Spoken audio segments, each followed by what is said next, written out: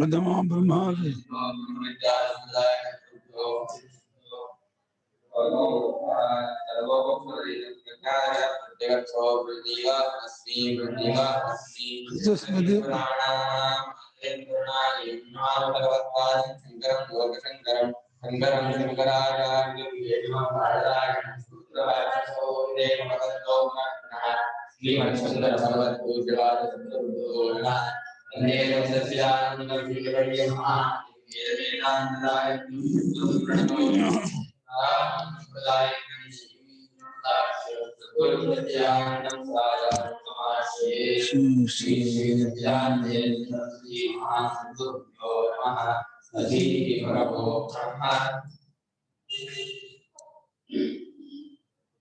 श्लोक ओदಬೇಕು ಎರಡು ಶ್ಲೋಕ ಅಲ್ವಾ ಸ್ಪರ್ಶಾನ್ ಕತ್ವಾ ಬಹಿರ್ಬಾಹ್ಯಾನ್ ಚಕ್ಷುಶ್ಚೈವಾಂತರೇ ಭ್ರುವೋ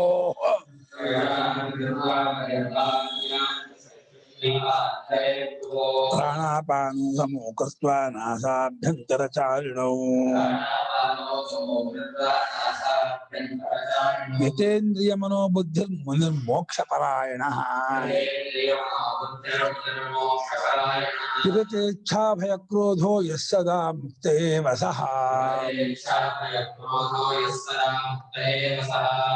स्पर्शान् कृत्वा बहिर्बाह्यान् चक्षुश्चैवान्तरे भ्रुवोः प्राणापानो समो कृत्वा नासाभ्यन्तरचारिणो यतेन्द्रियमनोबुद्धिर्मुनिर्मोक्षपरायणः विगतेच्छाभयक्रोधो यः सदा मुक्त एव सः स्पर्शान् कृत्वा बहिः बाह्यान् चक्षुः च एव अन्तरे भ्रुवोः प्राणापानौ समौ कृत्वा नासाभ्यन्तरचारिणौ यतेन्द्रियमनोबुद्धिः मुनिः मोक्षपरायणः विगतेच्छाभयक्रोधः यः सदा मुक्तः एव सः ಬಾಹ್ಯಾನ್ ಸ್ಪರ್ಶಾನ್ ಬಹಿಃ ಕೃತ್ವಾ ಅಂತ ಹೊರಗಿನ ಸ್ಪರ್ಶಾನ ವಿಷಯಗಳು ಅಂತ ಯಾವ್ದು ಮುಟ್ಟಿಸ್ಕೊಳ್ತೋ ಇಂದ್ರಿಯಗಳಿಂದ ಅದಕ್ಕೆ ಸ್ಪರ್ಶ ಅಂತ ಕರೀತಾರೆ.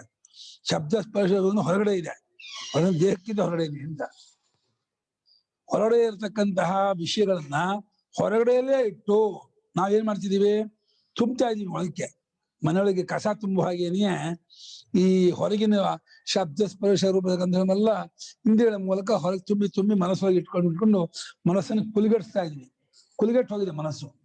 ಫಸ್ಟ್ ಏನ್ ಮಾಡ್ಬೇಕು, ಬಾಹ್ಯಾನ್ ಸ್ಪರ್ಶಾನ್ ಬಹಿರೇವ ಕೃತ್ವ, ಹೊರಗಿರ್ತಕ್ಕಂತಹ ಶಬ್ದ ಸ್ಪರ್ಶ ರೂಪಸಗಂಧ ಎಂಬ ಸ್ಪರ್ಶಗಳನ್ನ ಹೊರಗಡೆಯಲ್ಲಿಯೇ ಇಟ್ಟು, ಹಾಗೆ ಚಕ್ಷುಷ್ಟ ಭ್ರುವೋಹ ಅಂತರೇ ಕೃತ್ವ, ಕಣ್ಣನ್ನು ಕೂಡ ಹುಬ್ಬಿನ ನಡುವೆ ಇಟ್ಕೊಂಡು ಇಲ್ಲಿ ಅದು ನಾಸಾಗ್ರೆ ಮುಂದೆ ಹೇಳಿದ್ದಾರೆ. ಒಟ್ಟ ಮೇಲೆ ದೃಷ್ಟಿ ವಿಕ್ಷೇಪ ಮಾಡ್ಕೊಳ್ಳಿ ಅಂತ ಅಷ್ಟೇ ಅರ್ಥ. ಕಣ್ಣನ್ನ ಆಚಾ ಈಚೆ ನೋಡ್ತಾ ಇದ್ದೆ ವಿಕ್ಷೇಪ ಆಗತ್ತೆ ಒಂದೇ ಕಡೆಗೆ, ಅದು ಕಣ್ಣು ಮುಚ್ಕೊಂಡು ನಿದ್ದೆ ಬರುತ್ತೆ ಅಂತೇಳಿ ಕಣ್ಣು ಮುಚ್ಕೋಬೇಡಿ ಅಂದ್ರು. ಬಿಟ್ರೆ ಅಲ್ಲಿ ಇಲ್ಲಿ ಹೋಗುತ್ತಲ್ಲ, ಹರಿದಾಡುತ್ತಲ್ಲ, ಅದಕ್ಕೋಸ್ಕರ ಮುಗಿನ ತುದಿ ನೋಡಿ ಮುಂದೆ. ಇಲ್ಲಿ ಹುಬ್ಬಿನ ನಡುವೆ ಕಣ್ಣು ನೋಯ್ತದು. ಹುಬ್ಬಿನ ನಡುವೆ ನೋಡಕ್ ಹೋದ್ರೆ ಕಣ್ಣು ನೋಯುತ್ತೆ ತುಂಬಾ. ಅಲ್ಲ, ಹುಬ್ಬಿನ ನಡುವೆ ಅದ ಕೇಂದ್ರೀಕರಣ ಮಾಡೋ ಪ್ರಯತ್ನ ಪಟ್ರೆ ನೋವು ಶುರು ಬಿಡುತ್ತೆ. ಸುಮ್ಮನೆ ಅರ್ಧ ಕಣ್ಣು ಮುಚ್ಕೊಂಡು ಬೆಸ್ಟ್. ನಿದ್ದೆ ಬರುತ್ತೆ ಅಂತ ಅನಿಸಿದ್ರೆ ಸ್ವಲ್ಪ ಕಣ್ಣಿನ ನೀರಿಗೆ ಒರೆಸ್ಕೋಬೇಕು. ತುಂಬಾ ನಿದ್ದೆ ಬರ್ತಿದ್ದೆ ಒಂದು 10 ನಿಮಿಷ ಮಲ್ಕೊಳ್ಳೋದು ಬೆಸ್ಟ್. ಮಲ್ಕೊಂಡ್ಬಿಟ್ರೆ ರೆಸ್ಟ್ ಆಗುತ್ತೆ. ಆಮೇಲೆ ಕಣ್ಣು ಒರೆಸ್ಕೊಂಡು ಮತ್ತೆ ಕೂತ್ಕೊಂಡ್ರೆ ಫಸ್ಟ್ ಧ್ಯಾನ ಆಗುತ್ತೆ. ಬಲಾತ್ಕಾರ ನಿದ್ದೆ ಕಟ್ಕೊಂಡು ಮಾಡಿದ್ರೆ ಧ್ಯಾನವೂ ಆಗಲ್ಲ, ನಿದ್ದೆಯೂ ಆಗಲ್ಲ, ಎರಡೂ ಆಗಲ್ಲ.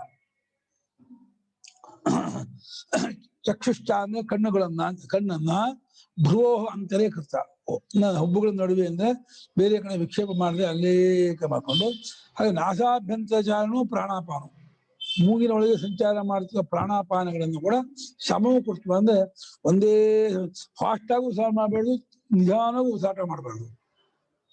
ಯಾಕಂದ್ರೆ ಆ ಕಡೆ ಗಮನ ಹೋಗ್ಬಿಡುತ್ತೆ. ಫಾಸ್ಟ್ ಮಾಡಕ್ ಹೋದ್ರೆ ಅದು ಆ ಕಡೆ ಗಮನ ಹೋಗುತ್ತೆ ಹೊರತು ಆ ಕಡೆ ಗಮನ ಆಗಲ್ಲ. ಹಿಡ್ಕೊಂಡು ನಿಧಾನ ಮಾಡ್ತೀನಿ ಅಂತ ಹೇಳೋದು ಆ ಕಡೆ ಗಮನ ಹೋಗುತ್ತೆ. ಪ್ರಾಕೃತಿಕವಾಗಿ ಏನಿದೆಯೋ 2 ಸೆಕೆಂಡ್ ತಗೊಳ್ತೀರಾ, 2 ಸೆಕೆಂಡ್ ಬಿಡ್ತೀರಾ, ಅಷ್ಟೇ ಮಾಡ್ತೀವಿ ನಾವು ತಗೊಳ್ಳೋದು 2 ಸೆಕೆಂಡ್. 2 ಸೆಕೆಂಡ್ ತಗೊಳ್ತೀವಿ, 2 ಸೆಕೆಂಡ್ ಬಿಡ್ತೀವಿ. ಸಮ ಮಾಡ್ಕೊಳ್ಳೋದು ಅಂತಂದ್ರೆ ಅದು ಉಸಿರಾಟದ ಬಗ್ಗೆ ತುಂಬಾ ಇದ ಮಾಡ್ಕೊಕ್ ಹೋಗ್ಬೇಡಿ. ಅದು ಹೇಗಿದೆ ಹಾಗೆ ಬಿಟ್ಬಿಡಿ. ಅದು ಹಂಗೆ ಬಿಟ್ಬಿಟ್ಟು ಇಂದ್ರಿಯ ಮನೋಬುದ್ಧಿಗಳನ್ನು ಯತ ಅಂದ್ರೆ ಸಂಯತ, ಹಠ ಇಟ್ಕೋಬೇಕು. ಇಂದ್ರಿಯ ಮನಸ್ಸನ್ನು ಬುದ್ಧಿಯನ್ನು ಬಿಗಿ ಹಿಡ್ಕೊಂಡು ಮೋಕ್ಷ ಪರಾಯಣನಾಗಿ ನಾನು ಹೇಗೆ ಬಿಡುಗಡೆ ಹೊಂದೀನು, ನಾನು ಹೇಗೆ ಈ ಅನಾತ್ಮಗಳಿಂದ ಸಂಬಂಧ ಕಳ್ಸ್ಕೊಂಡೇನು, ಮೋಕ್ಷ ಬಿಡ್ಕೊಳ್ಳೋದು ಹೊಂದದೆ, ಈ ಉಪಾಧಿಗಳ ಸಂಬಂಧ ಕಳ್ಸ್ಕೊಳ್ಳದೆ ಮೋಕ್ಷ ಅಂದ್ರೆ ಬಿಡುಗಡೆ. ಇದು ಅಜ್ಞಾನದಿಂದ ಆಗಿರೋ ಸಂಬಂಧ.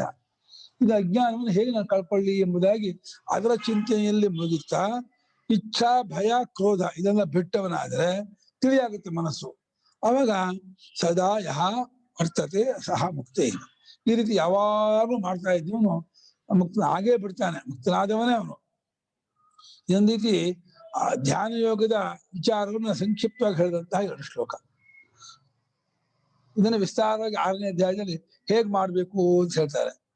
ಸದ್ಯಕ್ಕೆ ಇಂದ್ರಿಯ ನಿಗ್ರಹ ಮಾಡ್ಕೊಂಡು ಪ್ರಾಣಾಪಾನ ಸಮಾನ ಇಟ್ಕೊಂಡು ವಿಕ್ಷೇಪ ಇಟ್ಕೊಳ್ಳದೆ ಮನಸ್ಸು ಇದನ್ನು ಹೊರಗಿನ ವಿಷಯ ತುಂಬಿಕೊಳ್ಳದೇನೆ ಸಮಾಧಾನ ಇದ್ಕೊಂಡು ಮೋಕ್ಷ ಪರಾಯಣ, ಅದೇ ಮುಖ್ಯವಾದ ಸಾಧನ.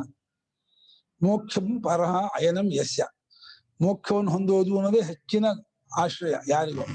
ಯಾವಾಗ ಮುಕ್ತನಾಗಬೇಕು, ಬಿಡು ಹೊಂದಬೇಕು, ಇದು ನನ್ನ ಸ್ವಭಾವ ಅಲ್ಲ, ದೇಹೇಂದ್ರಿಯ ಮನೋಬುದ್ಧಿ ಕೊಟ್ಕೊಂಡು ನನ್ನ ಸ್ವಭಾವ ಅಲ್ಲ, ನಾನು ಈ ರೀತಿ ಇರೋನಲ್ಲ. ಯಾಕೆಂದ್ರೆ ಸ್ವಭಾವ ಬಿಟ್ಟೋಗಲ್ಲ, ಬಿಟ್ಟೋಗೋದು ಸ್ವಭಾವ ಆಗಲ್ಲ.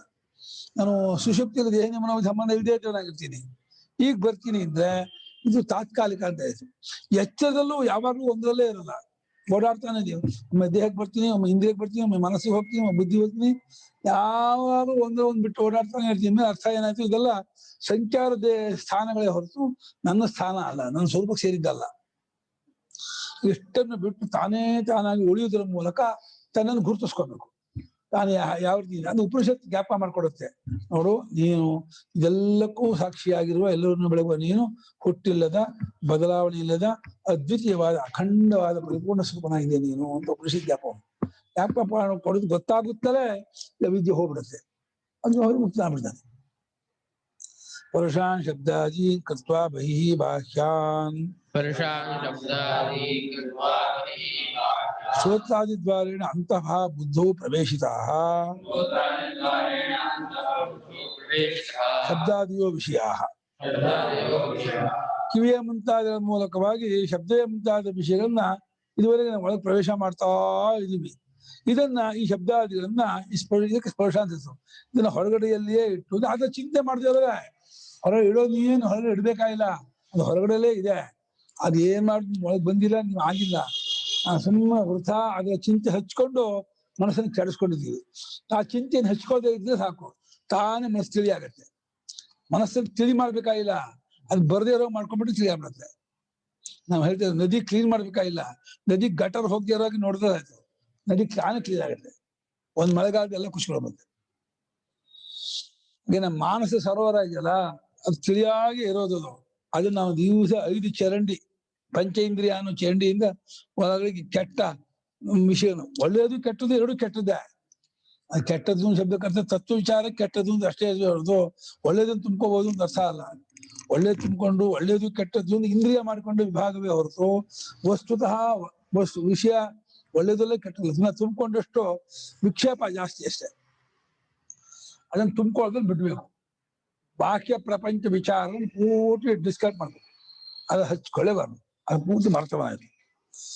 ಅದು ಶ್ರೋತ್ರಾದಿಗಳ ಮೂಲಕ ಬುದ್ಧಿಯ ಒಳಗೆ ಪ್ರವೇಶಿಸಲ್ಪಟ್ಟದ್ದಾಗಿ ಆಗಿದೆ ಶಬ್ದಾದಿ ವಿಷಯಗಳು.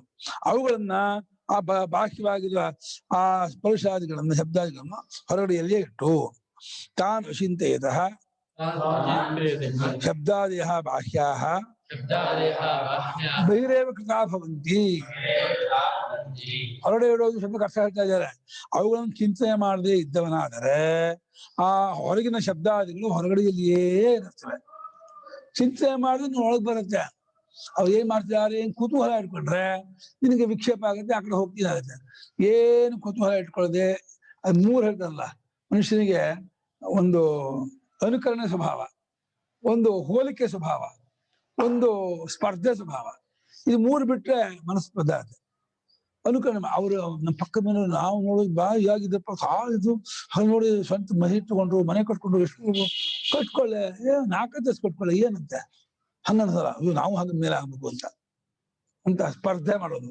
ಆಮೇಲೆ ಯಾರನ್ನು ಹಾಗೆ ಅವ್ರಿಗೆ ಚೆನ್ನಾಗಿ ಕಾಣ್ತಂದ್ರೆ ಅನುಕರಣೆ ಮಾಡೋ ಹೋಗೋದು, ಹೋಲಿಕೆ ತಗೊಳ್ಳೋದು, ಅನುಕರಣೆ ಮಾಡೋದು, ಸ್ಪರ್ಧೆ ಮಾಡೋದು.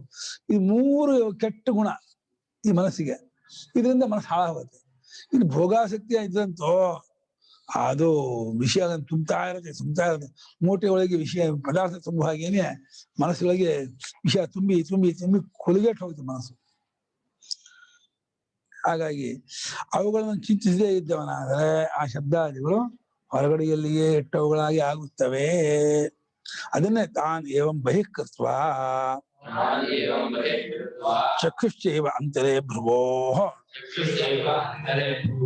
ಅವುಗಳನ್ನ ಈ ರೀತಿ ಹೊರಗಡೆಯಲ್ಲಿಯೇ ಇಟ್ಟು ಅಂದ್ರೆ ಚಿಂತಿಸದೇ ಇದ್ದವನಾಗಿದ್ದು. ಕಕ್ಕಿಂಗ್ ಕರ್ಮೆ ಚವ್ಯಾಪೃತ ಬುದ್ಧಿ ಎಂಬ ಭಾಷಿಕರು. ಅದು ಯಾರು, ಏನ್ ಮಾಡ್ತಿದ್ದಾರೆ, ಅವ್ರ ಸ್ವಭಾವ ಏನು, ಅವ್ರು ಏನ್ ದುಡ್ಡಿದೆ, ಅವ್ರು ಎಂತ ಯಾವ್ದು ವಿಚಾರ ಬೇಡ, ತಲೆಗೆ ಹಚ್ಕೋಬಾರ್ದು. ಇನ್ನೊಬ್ಬರ ವಿಚಾರ, ಇನ್ನೊಂದು ವಸ್ತುವಿನ ವಿಚಾರ, ಅನಾಥ ವಿಚಾರ ಇದೆಯಲ್ಲ, ಈಗ ಟೈಮ್ ವೇಸ್ಟು, ಎನರ್ಜಿ ವೇಸ್ಟು, ಸುಮ್ಮನೆ ಇದು ಪುರುಷಾರ್ಥವಿಲ್ಲ, ಏನಿಲ್ಲ. ಈ ಕೆಟ್ಟ ಕುತೂಹಲ ಹಾಳು ಮಾಡುತ್ತೆ. ಭಗವಂತ ಕುತೂಹಲ ಅನ್ನುವಂಥ ಒಂದು ಗುಣ ಕೊಟ್ಟಿನಲ್ಲ, ಅದು ಒಳ್ಳೆ ಇದು. ಅದು ಆತ್ಮವಿಚಾರಕ್ಕೆ ಇಟ್ಕೋಬೇಕು ಆ ಕುತೂಹಲವನ್ನ. ಅದೇ ಕುತೂಹಲ ಭಗವಂತ ಕೊಟ್ಟಿರೋದು ಒಳ್ಳೆ ಇದೆ, ಗಿಫ್ಟ್, ಅದು ಡಿವೈನ್ ಗಿಫ್ಟ್. ಅದನ್ನ ಆತ್ಮವಿಚಾರಕ್ಕೆ ಉಪಯೋಗಿಸ್ಕೊಂಡ್ರೆ ಸಾರ್ಥಕ ಆಗುತ್ತೆ, ಯುಟಿಲೈಸ್ ಆಗುತ್ತೆ. ಅದನ್ನ ಅನಾತ್ಮ ವಿಚಾರಕ್ಕೆ ಉಪಯೋಗಿಸ್ಕೊಂಡ್ಬಿಟ್ರೆ ದಂಡ. ರತ್ನಮಣಿ ಗೋಲಿ ಆಟ ಇಟ್ಕೊಂಡಂಗಾಯ್ತು. ಒಳ್ಳೆ ಲಕ್ಷಾಂತರ ಬೆಲೆ ಬಾಳುತ್ತೆ, ಗೋಲಿ ಆಟಕ್ಕೆ ಇಟ್ಕೊಂಡ್ರೆ ಏನು ಬರುತ್ತೆ. ಹಂಗೆ ಆ ಕುತೂಹಲ ಅನ್ನುವಂಥ ಒಂದೇ ಒಂದು ಗುಣ ಕೊಟ್ಟಿದ್ದಾನೆ ಭಗವಂತ, ಆ ಒಳ್ಳೆ ಗುಣ ಅದು. ಅದನ್ನ ನಾನು ಯಾರು, ತತ್ವಾರ್ಥ ಹೇಗಿದೆ, ಇದನ್ನ ಹೇಗೆ ನಾನು ಅನುಭವಕ್ಕೆ ಹೊಂದಿಸ್ಕೊಳ್ಳಿ, ಅದಕ್ಕೆ ಉಪಯೋಗಿಸ್ಕೊಂಡ್ರೆ ಸಾರ್ಥಕವಾಗುತ್ತೆ. ಹಾಗೆ ಕಣ್ಣುಗಳನ್ನ ಭ್ರುವೋ ಅಂತಲೇ ಕೃತ, ಹುಬ್ಬುಗಳ ನಡುವೆಯಲ್ಲಿ ಇಟ್ಕೊಂಡು ಅಂದ್ರು. ಕೃತ್ವ ಆಯ್ತು ಅನುಸಜ್ಜತೆ, ಅದನ್ನ ಮಾಡ್ಕೊಂಡು ಸೇರಿಸ್ಕೋಬೇಕು. ಹುಬ್ಬುಗಳ ನಡುವೆ ಇಟ್ಕೊಂಡು ಅಂತ ಇದು ಮಾಡ್ಕೋಬೇಕು, ಸಂಬಂಧ ಮಾಡ್ಕೋಬೇಕು. ತಥಾ ಪ್ರಾಣಾಪಾನೋ ನಾಸಾಭ್ಯಂತರಚಾರಿಣೋ ಸಮೋ ಕೃತ್ವಾ,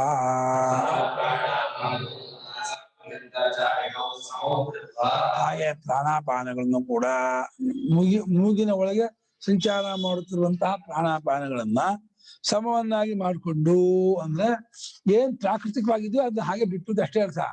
ಸಮ ಮಾಡ್ಕೊಂಡು ಪ್ರಯತ್ನ ಮಾಡ್ಬೇಕು ಅನ್ಕೋಬೇಡಿ. ಸಮ ಮಾಡಕ್ಕೆ ಹಾಗಾದ್ರೆ ಎಷ್ಟು ಸೆಕೆಂಡ್ ತಗೋತೀನಿ, ಎಷ್ಟು ಸೆಕೆಂಡ್ ಬಿಡಿ ನೋಡ್ಕೊಂಡ್ಬಿಟ್ಟು ಕರೆಕ್ಟ್ ಆಗ್ತದೆ ಅದ್ ನೋಡಕ್ ಹೋಗ್ಬೇಕಾಗಿಲ್ಲ. ಏನೋ ಪ್ರಾಕೃತಿಕ ಬಂದು ಹೋಗಿ ಮಾಡ್ತಾ ಇದೆಯಲ್ಲ ಅದು ಹಂಗೆ ಬಿಟ್ಬಿಡಿ. ಅದನ್ನ ಅದು ಏನು ತಲೆ ಕೆಡಿಸ್ಕೊಕ್ ಹೋಗ್ಬಿಡಿ. ಉಸಿರಾಟ ಹೆಂಗ್ ಬರ್ತಾ ಇದೋ ಹಂಗ ಬರ್ತಾ ಹೋಗಿ ನಾವು ಗಮನಿಸಿದ್ರು ಗಮನಿಸದೇ ಹೋದ್ರು ಉಸಿರಾಟ ಆಗ್ತಾನೆ ಇರುತ್ತೆ. ಅದಕ್ಕೆ ಗಮನ ಕೊಡ್ಬೇಕಾಗಿದೆ. ಗಮನ ಸತ್ಯದ ಕಡೆಗೆ ಇರಬೇಕು ಹೊರತು ತತ್ವದ ಕಡೆಗೆ ಇರಬೇಕು ಹೊರತು ಇದ್ರ ಕಡೆಗೆ ಇರಬಾರ್ದು. ಯತೇಂದ್ರಿಯ ಮನೋಬುದ್ಧಿ ಯತಾನಿ ಸಂಯತಾನಿ ಇಂದ್ರಿಯಾಣಿ ಮನಶ್ಚ ಬುದ್ಧಿಶ್ಚ ಯಸ್ಯ ಸಹ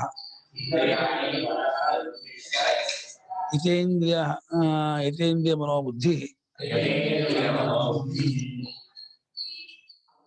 ಮೂಲ ಪದ. ಯತ ಅನ್ನೋದು ತಪ್ರತ್ಯ, ಯತಿ ಪ್ರಯತ್ನಿಗೆ ಹತೋಟಿಗೆ ಇಡಲ್ಪಟ್ಟ ಇಂದ್ರಿಯ ಮನಸ್ಸು ಬುದ್ಧಿ ಮೂರು. ಅದು ಹೊರಗಡೆಗೆಲ್ಲ ಇಂದ್ರಿಯ, ವಿಕಲ್ಪ ಮಾಡೋದು ಮನಸ್ಸು, ನಿಶ್ಚಯ ಮಾಡೋದು ಬುದ್ಧಿ. ಮೂರಿಂದ ನಾವು ಬಹಿರ್ಮುಖರಾಗ್ತಾ ಇರೋದು. ಹಾಗಾಗಿ ಯಾವ ವಿಕಲ್ಪವನ್ನು ಮಾಡದೆ, ಹೀಗೋ ಹಾಗೋ ದ್ವಂದ್ವ ಮಾಡದೆ, ಬೇರೆ ಹೊರಗಡೆ ನಿಶ್ಚಯನ್ನು ಇಟ್ಕೊಳ್ದೇನೆ, ಹೊರಗಡೆ ಹರಿದಾಟವನ್ನು ಇಟ್ಕೊಳ್ದೆ ಹೋದ್ರೆ ಪ್ರಿಯ ಸಮಾಧಾನ. ತುಂಬಾ ಕಷ್ಟ ಇದು. ಈ ಬಾಹ್ಯ ವಿಷಯಾಸಕ್ತರಾದವರಿಗೆ, ಈ ಪ್ರಾಕೃತರಿಗೆ ತುಂಬಾ ಕಷ್ಟ. ಅಭ್ಯಾಸ ಆದ್ರೆ ಇದಷ್ಟು ನಿರಾಳ ಸಹಜ ಇನ್ನೊಂದಿಲ್ಲ. ಅಭ್ಯಾಸ ಆಗ್ಬೋದು, ಅಭ್ಯಾಸದಿಂದ ಜಿತವಾಗುತ್ತೆ ಇದು ಕ್ರಮೇಣ. ಇಂದ್ರಿಯ ಮನಸ್ಸು ಬುದ್ಧಿ ಮೂರು ಯಾವಾತನಿಗೆ ಹತೋಟಿಗೆ ಬಂದಿದೆಯೋ ಅವನು ಯತೇಂದ್ರಿಯ ಮನೋಬುದ್ಧಿಯೂ ಮೂರು ನನ್ನ ಕಂಟ್ರೋಲ್ ಇರಬೇಕು, ನನ್ನ ಹಿಡಿತದಲ್ಲೇ ಇರಬೇಕು, ತಾನು ಹೇಳ್ದಂಗೆ ಕೇಳ್ಬೇಕು. ಈಗ ಆತ್ಮಚಿಂತನೆ ಮಾಡಕ್ ಕೂತಿದ್ದೀನಿ, ಆತ್ಮವಿಚಾರ ಮಾಡಬೇಕು. ನಾನು ಯಾರಾಗಿದ್ದೀನಿ, ನಾನು ಹೇಗಿದ್ದೀನಿ, ಉಪನಿಷತ್ತು ಹೇಗೆ ಹೇಳುತ್ತೆ, ನನ್ನ ಅನುಭವ ಹೇಗಿದೆ, ನನ್ನ ಅನುಭವ ಉಪನಿಷತ್ತಿಗೆ ಹೇಗೆ ಹೊಂದಿಸ್ಕೊಳ್ಳೋದು, ಯುಕ್ತಿ ಹೇಗೆ ಜೋಡಿಸ್ಕೊಳ್ಳೋದು, ಯುಕ್ತಿಯನ್ನು ಅನುಭವವನ್ನು ವಾಕ್ಯವನ್ನು ಹೊಂದಿಸ್ಕೊಂಡು ನೋಡ್ತಾ ಹೋದಾಗ ಆ ತತ್ವ ಬಯಲಾಗುತ್ತೆ. ಮನಮಾನ್ ಮುನಿ ಸನ್ಯಾಸಿ, ಅಲ್ಲಿ ಮುನಿರ್ಮೋಕ್ಷ ಪದ ಅಣಕರ್ಥ ಬರ್ತಾ ಇದ್ದಾರೆ. ಮುನಿ ಅಂದ್ರೆ ಇದನ್ನೇ ಮನನ ಮಾಡ್ತಾ ಇರ್ತಾನೆ. ಯಾವಾಗ ಬೆಳಗ್ಗೆ ಎದ್ದಾಗಿಂದ ರಾತ್ರಿವರೆಗೂ ಅವನು ಊಟ ಮಾಡುವಾಗಲೂ, ಏನೇ ಬೇರೆ ಲೌಕಿಕ ಓಡಾಡುವಾಗಲೂ ಆ ಚಿಂತನೆ ಇದ್ದೇ ಇರುತ್ತೆ. ನಾನು ಯಾರಾಗಿದ್ದೀನಿ, ನಾನು ಹೇಗಿದ್ದೀನಿ, ನಾನು ಯಾಕೆ ನಾನು ಮುಂದೆ ನಾನು ಕಳೆದ್ರಿ, ಈ ಅಭಿಮಾನ ಹೇಗೆ ಬಂತು ನನಗೆ, ಇದಕ್ಕೆ ನಾನು ಸಾಕ್ಷಿಯಾಗಿದ್ದೀನಲ್ಲ, ನನ್ನ ಅನುಭವ ನಾನು ಇದೇನು ಒಪ್ಕೊಳ್ತಾ ಇಲ್ವಲ್ಲ, ಯಾಕೆ ಸುಮ್ಮನೆ ಬ್ಲೈಂಡ್ ನಾನು ನಾನು ಅನ್ಕೋಬೇಕು, ನಾನು ಅಲ್ವಲ್ಲ ಅಂತ ಹೇಳಿ ಆ ಮನಸ್ಸು ಅದನ್ನ ಮಾಡ್ಕೊತಾ ಉಳ್ಕೊಳ್ತಾ ಇರುತ್ತೆ.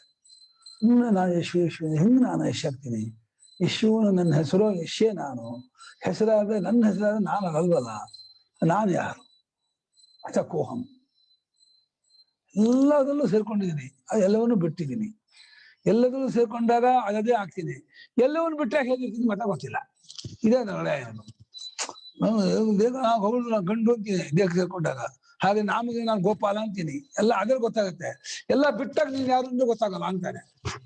ಸೇರ್ಕೊಂಡಾಗ ತಪ್ಪಲಿಕೆಯಿಂದ ಏನು ವಿಶೇಷ ಗೊತ್ತಾಗತ್ತಲ್ಲ, ಅದು ನಂಗೆ ಗೊತ್ತಾಯ್ತು ನಾನು ಯಾರು ಅಂತ ಹೇಳ್ತಾನೆ. ಅದು ತಪ್ಪಾಗೆ ಗೊತ್ತಿರೋದು, ನಿಜ ಗೊತ್ತಿಲ್ಲ. ಎಲ್ಲವನ್ನು ಬಿಟ್ಟಾಗ ತಾನಾಗೆ ಇರ್ತಾನಲ್ಲ, ಯಾರು ಗೊತ್ತಿಲ್ಲ ಅಂತ ಅಂತಾನೆ. ತಾನಾಗೆ ಇದ್ದದ್ದು ಗೊತ್ತಾಗ್ತಾ ಇರೋದು ಗೊತ್ತಿಲ್ಲ ಅಂತಾನೆ, ತಪ್ಪಾಗಿ ತೋರ್ತಾ ಇದ್ದದ್ದು ಗೊತ್ತಾಯ್ತು ಅಂತ ಇದ್ದಾನೆ. ತಪ್ಪಾಗಿ ಏನೇನೋ ತೋರ್ತಾ ಇದೆಯಲ್ಲ, ನಾನು ಯಶವಂತ, ನಾನು ಸುಮಂತ, ನಾನು ಅಂಥವನು, ಜಾತಿ ಕುಲ ಗೋತ್ರ, ಇದನ್ನ ಬಂದ ಬ್ಲೈಂಡ್ ಆಗಿ ಒಪ್ಕೊಂಡು ಹೋಗ್ತಾ ಇರ್ತಾನೆ. ಅದು ಚೆನ್ನಾಗಿ ಗಟ್ಟಿಯಾಗಿ ಊರ್ಕೊಂಡ್ಬಿಟ್ಟಿದೆ. ಇದೆಲ್ಲ ಬಿಟ್ಟಾಗ ಬಿಟ್ಟಿದಿಂದ ಅನುಭವ ಇದೆ, ಬಿಟ್ಟ ಸ್ವರೂಪ ಹಾಗೆ ಅಚ್ಚರಿಯದೇ ಇದೆ. ಅದು ಏನು ಯಾರು ಅಂತ ಹೇಳಿದ್ರು ಏನಪ್ಪ ಗೊತ್ತಾಗಲ್ಲ, ಏನು ಗೊತ್ತಾಗಲ್ಲ ಅಂದ. ಅದು ಗೊತ್ತಾಗಿಸ್ಕೊಂಡು ಗೊತ್ತಾಗೋದಲ್ವಲ್ಲ, ಆದ್ರೆ ಗೊತ್ತಾಗಲ್ಲ ಅಂತಾನೆ. ಗೊತ್ತಾಗಿಸ್ಕೊಂಡು ಗೊತ್ತಾಗೋದು ಬೇರೆ, ಇದು ಗೊತ್ತಾಗಿ ಗೊತ್ತಾಗ್ತಾ ಇರೋದಾದ್ರಿಂದ ಗೊತ್ತಾಗಿಸ್ಕೊಂಡು ಗೊತ್ತಾಗೋದು ಅಲ್ವಾದ್ರಿಂದ ಹೇಗೆ ಗೊತ್ತಾಗ್ತಾ ಇದೀನಿ ಗೊತ್ತಾಗೋಲ್ಲ, ಮಗು ಕಷ್ಟ ಆಗುತ್ತೆ.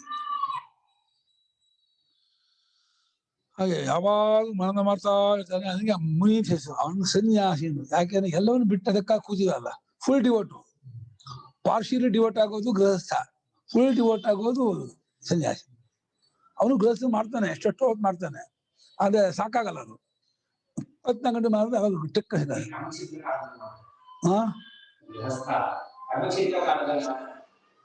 ಕರ್ಮಸಿದ್ಧ ಕಾಲ ಮಾಡ್ತಾನೆ. ಅಷ್ಟೇ ಅಲ್ಲ, ಅದು ಏನಾಗುತ್ತೆ ಅಂದ್ರೆ ಆ ಕೂತಾಗಲೂ ಕರ್ಮದ ಗ್ಯಾಪ್ ಆಗುತ್ತೆ. ಏನ್ ಕೆಲಸ, ಏನ್ ಮಾಡ್ಬೇಕು, ಒಂದು ಅಡ್ಗೆ ಮಾಡಿದ ಅಡ್ಗೆ ಮಾಡ್ಬೇಕು, ಸಾವು ತರಕಾರಿ ತಂದಿಲ್ಲ, ತರಕಾರಿ ತರಿಸ್ಬೇಕು, ಯಾರು ಕೊಡ್ಬೇಕು, ಟ್ರೀಟ್ ಕೊಡ್ಬೇಕು, ಏನೇನ್ ತರಕಾರಿ, ಈ ಜಾಪಕ್ ಕೂತ್ರೆ ಅಲ್ಲಿ ಜಾಪ ಆಗುತ್ತೆ ಇದರಿಂದ. ಕುಕ್ಕರ್ ಆರಿಸಿಲ್ಲ ಅಂತ ಆಯ್ತು, ಇನ್ನೇನು ಕೂರಕ್ಕಾಗಲ್ಲ. ಕುಕ್ಕರ್ ಆರಿಸಿಲ್ಲ, ಸ್ಟವ್ ಆಫ್ ಮಾಡಿಲ್ಲ, ಹಾಲಿಟ್ಟಿದೀನಿ ಅಂತ ಅಂದ್ಬಿಟ್ರೆ ಇನ್ ಜಪ ಕೂರಕ್ಕಾಗಲ್ಲ, ಎದ್ದು ಓಡೋಗೋದೆ. ಇನ್ನು ಅಷ್ಟು ಹೋಗೋದು ಸೀದೋಗಿರುತ್ತೆ, ಕರ್ಕಲಾಗಿರುತ್ತೆ ಪಾತ್ರೆ. ಒಟ್ಟು ಇಷ್ಟೇ. ಮೋಕ್ಷ ಪರಾಯಣ ಏಂ ದೇಹ ಸಂಸ್ಥಾನ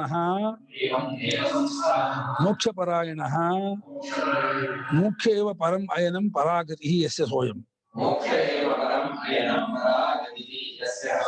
ಮೋಕ್ಷ ಪರಾಯಣ ಯೋ ಮುನಿರ್ಭವೇ. ಹೀಗೆ ದೇಹದಲ್ಲಿ ಇದ್ದನ್ನಾದ ಇವನು ದೇಹದಲ್ಲಿ ಇದ್ದಂತ ತೋರ್ತಾ ಇದ್ರು. ದೇಹ ಸ್ಥಾನ ಆದ್ರು, ದೇಹವನ್ನು ಇಟ್ಕೊಂಡು ಮಿಡಿದ ಸ್ವಾಮಿಗಳು. ಹೀಗೆ ದೇಹವನ್ನು ಇಟ್ಕೊಂಡು ಮೋಕ್ಷವೇ ಹೆಚ್ಚಿನ ಗತಿ ಅಂತ ಮಾಡ್ಕೊಂಡಿದ್ದಾನೆ. ಅಂದ್ರೆ ಮೋಕ್ಷವನ್ನ ಹೇಗಾದ್ರೂ ಬಿಡುಗಡೆ ಹೊಂದುವುದು. ಇದು ಬಿಡುಗಡೆ ಹೊಂದಿದವನೇ, ಅದನ್ನು ಗುರ್ತಿಸ್ಕೋಬೇಕು. ಇಲ್ಲ, ಗುರ್ತಿಸ್ಕೊಳ್ಳೋದು ಮುಖ್ಯವೇ ಹೊರತು ಆಗೋದು ಏನೂ ಇಲ್ಲ. ಇಲ್ಲಿ ಆಗಬೇಕಾಗಿಲ್ಲ, ಆಗಾಗಿರೋನೆ. ತಪ್ಪು ಕಲ್ಪನೆಯಿಂದ ಆಗಿಲ್ಲ ಅಂತ ಆಗ್ಬಿದೆ. ಇದು ಆಗಿಲ್ಲ ಅಂತ ಬಿಟ್ಕೋಬೇಕು. ಆಗಿಲ್ಲ ಅಂತ ಬಿಟ್ಕೊಳ್ಳೋದೇ ಮೋಕ್ಷ. ಅದನ್ನೇ ಯಾವಾಗ ಅನುಸಂಧಾನ ಮಾಡಿದ್ರೆ ಮೋಕ್ಷ ಪರಾಯಣ. ಅದೇ ಹೆಚ್ಚಿನ ಅಯನ ಅಂದ್ರೆ ಗತಿ. ಯಾವಾಗ್ಲೂ ತಾನ್ ಯಾರು ವಿಚಾರ ಮಾಡಿದ್ರು. ಇಷ್ಟು ಸಮಸ್ಯೆ ಏನು ಅಂದ್ರೆ, ತಾನ್ ಯಾರು ವಿಚಾರ ಮಾಡಿ ಇಡೀ ಜಗತ್ತೆಲ್ಲ ಆಡ್ಕೊಂಡ್ಬಿಡುತ್ತೆ. ಏನು ಉಳಿಯೋದೇ ಇಲ್ಲ. ಜಗತ್ತನ್ನು ಏನೇ ವಿಚಾರ ಮಾಡಿದ್ರೋ ಅದಷ್ಟು ಏಕದೇಶವೇ ಆಗತ್ತೆ, ಅದು ಪೂರ್ತಿಯೂ ಆಗಲ್ಲ. ಆ ಏಕದೇಶವೂ ಪೂರ್ತಿ ಆಗಲ್ಲ. ತನ್ನನ್ನು ವಿಚಾರ ಮಾಡಿದ್ರೆ ಜಗತ್ತು ವಿಚಾರ ಮಾಡ್ದಾಗತ್ತೆ, ಪೂರ್ತಿ ವಿಚಾರ ಮಾಡ್ದಾಗತ್ತೆ, ಉಳಿಯೋದೇ ಇಲ್ಲ ಜಗತ್ತು. ಅಷ್ಟು ಆಗತ್ತೆ, 3 ಸಿಗುತ್ತೆ. ತಾನೇ ಈಶ್ವರ. ಆದ್ರಿಂದ ಜೀವ ಜಗತ್ತು ಜಗತ್ಕಾರಣ 3 ಹೇಳ್ತಾರಲ್ಲ ವಿಚಾರದಲ್ಲಿ. ಆ ಜೀವನ ಜೀವ ಇಕ್ಕೊಂಡಿ ಅವನು ಪ್ರಪಂಚಕ್ಕೂ ಕೊಂಡಿ ಹಾಕೊಂಡಿದ್ದಾನೆ, ಪರಮಾತ್ಮಕ್ಕೂ ಕೊಂಡಿ ಹಾಕೊಂಡಿದ್ದಾನೆ. ಆ ಇಕ್ಕೊಂಡಿ ಆಗಿರೋದು ಈ ಕೊಂಡಿ ಬೀಳಿಸ್ಬಿಟ್ರೆ ಆ ಕೊಂಡಿ ಬಿಗಿ ಆಗುತ್ತೆ. ಈ ಕೊಂಡಿ ಜೋರಾಗಿರೋದನ್ನ ಆ ಕೊಂಡಿ ಇದಾಗ್ತಾ ಇಲ್ಲ ಅವ್ರಿಗೆ. ಇದು ಕಾಸ್ಕೋಕ್ ಆಗ್ತಿಲ್ಲ ಈ ಕಣ್ಣಿನ. ಎರಡನ್ನು ಈಶನು ಹೊರಗೆ ಹೋಗ್ತಾನೆ.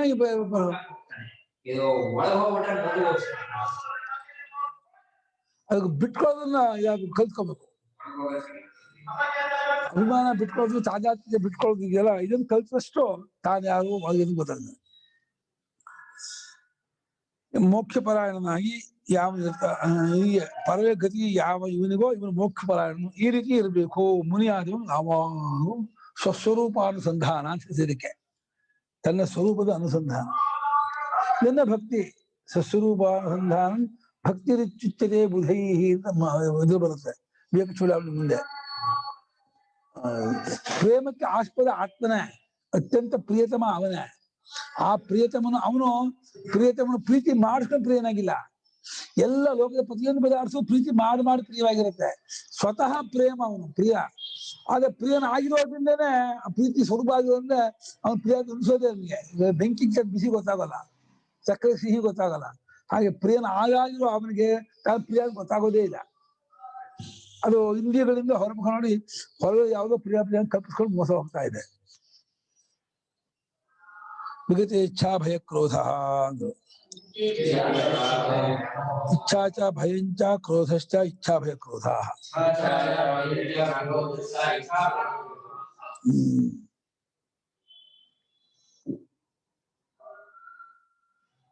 ವಿಗತೆ ಇಚ್ಛಾ ಭಯ ಕ್ರೋಧಕ್ಕೆ ಇಚ್ಛೆ ಅಂದ್ರೆ ಸಾಮಾನ್ಯ ವಿಷಯವಾದ ಇದು ಬಯಕೆ.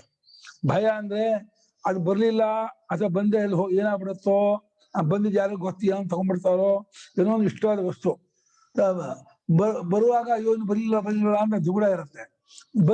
ಬಂದ್ಮೇಲೆ ಯಾರು ಏನ್ ಹಾಳು ಮಾಡ್ಬಿಡ್ತಾರೋ, ಆ ಕಾರ್ ಏನ್ ಮಾಡ್ಬಿಡ್ತಾರೋ, ಹಾಳು ಮಾಡ್ತಾ ಬಿಡ್ತಾರೋ, ಅದು ವಿಕ್ಷೇಪವೇ ಹೊರದದು. ಏನ್ ಮಾಡೋದು ಸಮಾಧಾನಕ್ಕೆ ಬರಲ್ಲ, ಏನೆಲ್ಲ ಹಾಕೊಳ್ಳೋದು ಹಣೆ ಬರ.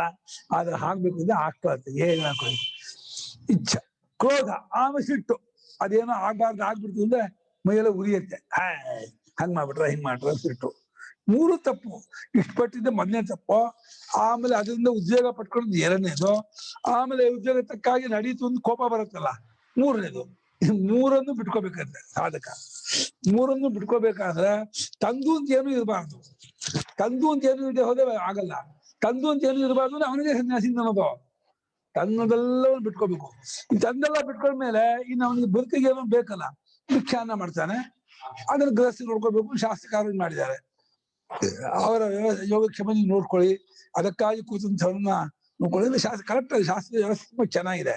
ಯಾಕಂದ್ರೆ ನೀವು ಆ ಮಾರ್ಗಕ್ಕೆ ಹೋಗ್ಬೇಕಾದ್ರಿಂದ ಅವನಿಗೆ ನೀವು ಅನುಗ್ರಹ ಇದು ಮಾಡಿದ್ರೆ, ಆಶಯ ಕೊಟ್ರೆ ಅವನ ಅನುಗ್ರಹ ತುಂಬಾ ಬರುತ್ತೆ. ಒಂದು ದಿವ್ಯ ಶಕ್ತಿ ಇದು. ಅಂತ ಮಹಾತ್ಮ ಸೇವೆ ಮಾಡಿದ್ರೆ ಅದರಿಂದ ನಮ್ಗೆ ಅನುಗ್ರಹವಾಗಿ ನಮಗೂ ಆ ಅಧ್ಯಾತ್ಮ ಮಾರ್ಗ ಕೈ ಹೋಗಿದೆ. ಇತ್ತೇ ವಿಗತಾಃ ಯಸ್ಮಾತ್ ಸಹ ವಿಗತ ಇಚ್ಛಾ ಭಯ ಕ್ರೋಧ. ಅವು ಯಾವಾತಿನಿಂದ ಬಿಟ್ಟು ಹೋಗಿದೆಯೋ, ಅವುಗಳನ್ನು ಯಾವಾತನು ಬಿಟ್ಟಿದ್ದಾನೋ ಬೇರೆ, ಅವುಗಳು ಯಾವಾತನಿಂದ ಬಿಟ್ಟು ಹೋಗಿದೆಯೋ ಮಾಡ್ತಿದ್ದಾರೆ ಭಾಷೆಗಾರರು. ಅವುಗಳೇ ಬಿಟ್ಟು ಹೋಗ್ಬಿಟ್ರೆ ಇವಾಗ ವಿಧಿ ಇಚ್ಛಾ ಭಯ ಕ್ರೋಧ. ಇವ್ ಮುಂಚೆ ಬಿಡ್ಬೇಕು. ಏನ್ ಮಾಡಬೇಕು, ಭಯ ಪಟ್ಬಾರ್ದು. ಏನ್ ಮಾಡ ಕುಮಾರ್ ಅಂತ ಎಷ್ಟು ಪೆಚ್ಚಾಗ್ಬಿಟ್ಟಿದ್ದಾನೆ ಅಂದ್ರೆ ನಾನು ಒಬ್ಬನೇ ಮಲಗ್ಬೇಕಲ್ಲ ಬದಿಗೆ ಹತ್ಕೊಂಡ್ಬಿಟ್ಟಿದೆ. ಭಯ ಭಯ ಭಯ. ನಮ್ಗೆ ಯಾರು ಕರ್ಕೊಂಡು ಹೋಗ್ತೀವಿ, ಯಾರು ಕರ್ಕೊಂಡು ನೀನ್ ಕರ್ಕೊಂಡು ಹೋದ್ರೆ ಹೆಂಗೆ ಬೆಳಗ್ಗೆ ಪಾಠಕ್ಕೆ ದಿನ ಕರ್ಕೊಂಡು ಹೋದ್ರೆ ದಿನ ಬೇಡ, ಮಲ್ಕೋ, ಅಭ್ಯಾಸ ಮಾಡ್ಕೊ, ಧೈರ್ಯ ಮಾಡ್ಕೊ. ಒಬ್ಬನೇ ಮಾಡ್ಕೊಂಡು ಧೈರ್ಯ ಆಗ್ಲಿ. ಮನೆ ಕರ್ಕೊಳ್ತೀನಿ ಅಂದ್ರೆ ಅದು ಹೇಳ್ತಾನೆ ಅಸಾಧ್ಯ ಹೇಳ್ತಾನೆ. ದಿನ ಹತ್ತ ಬಂದಂಗ ಮುಖ ಪೆಚ್ಚಾಗ್ತಾ ಇದೆ ಅವ್ರಿಗೆ. ಹೋಗ್ಬೇಕು, ಮಲಗಬೇಕು, ಹೋಗ್ಬೇಕು. ಅವು ಬೇರೆ ಲಕ್ಷ್ಯ ಅವ್ರು ಬೇರೆ. ಏವಂ ವರ್ತತೆ ಸದಾ ಸನ್ಯಾಸಿ ಮುಕ್ತ ಏವ ಸಹ.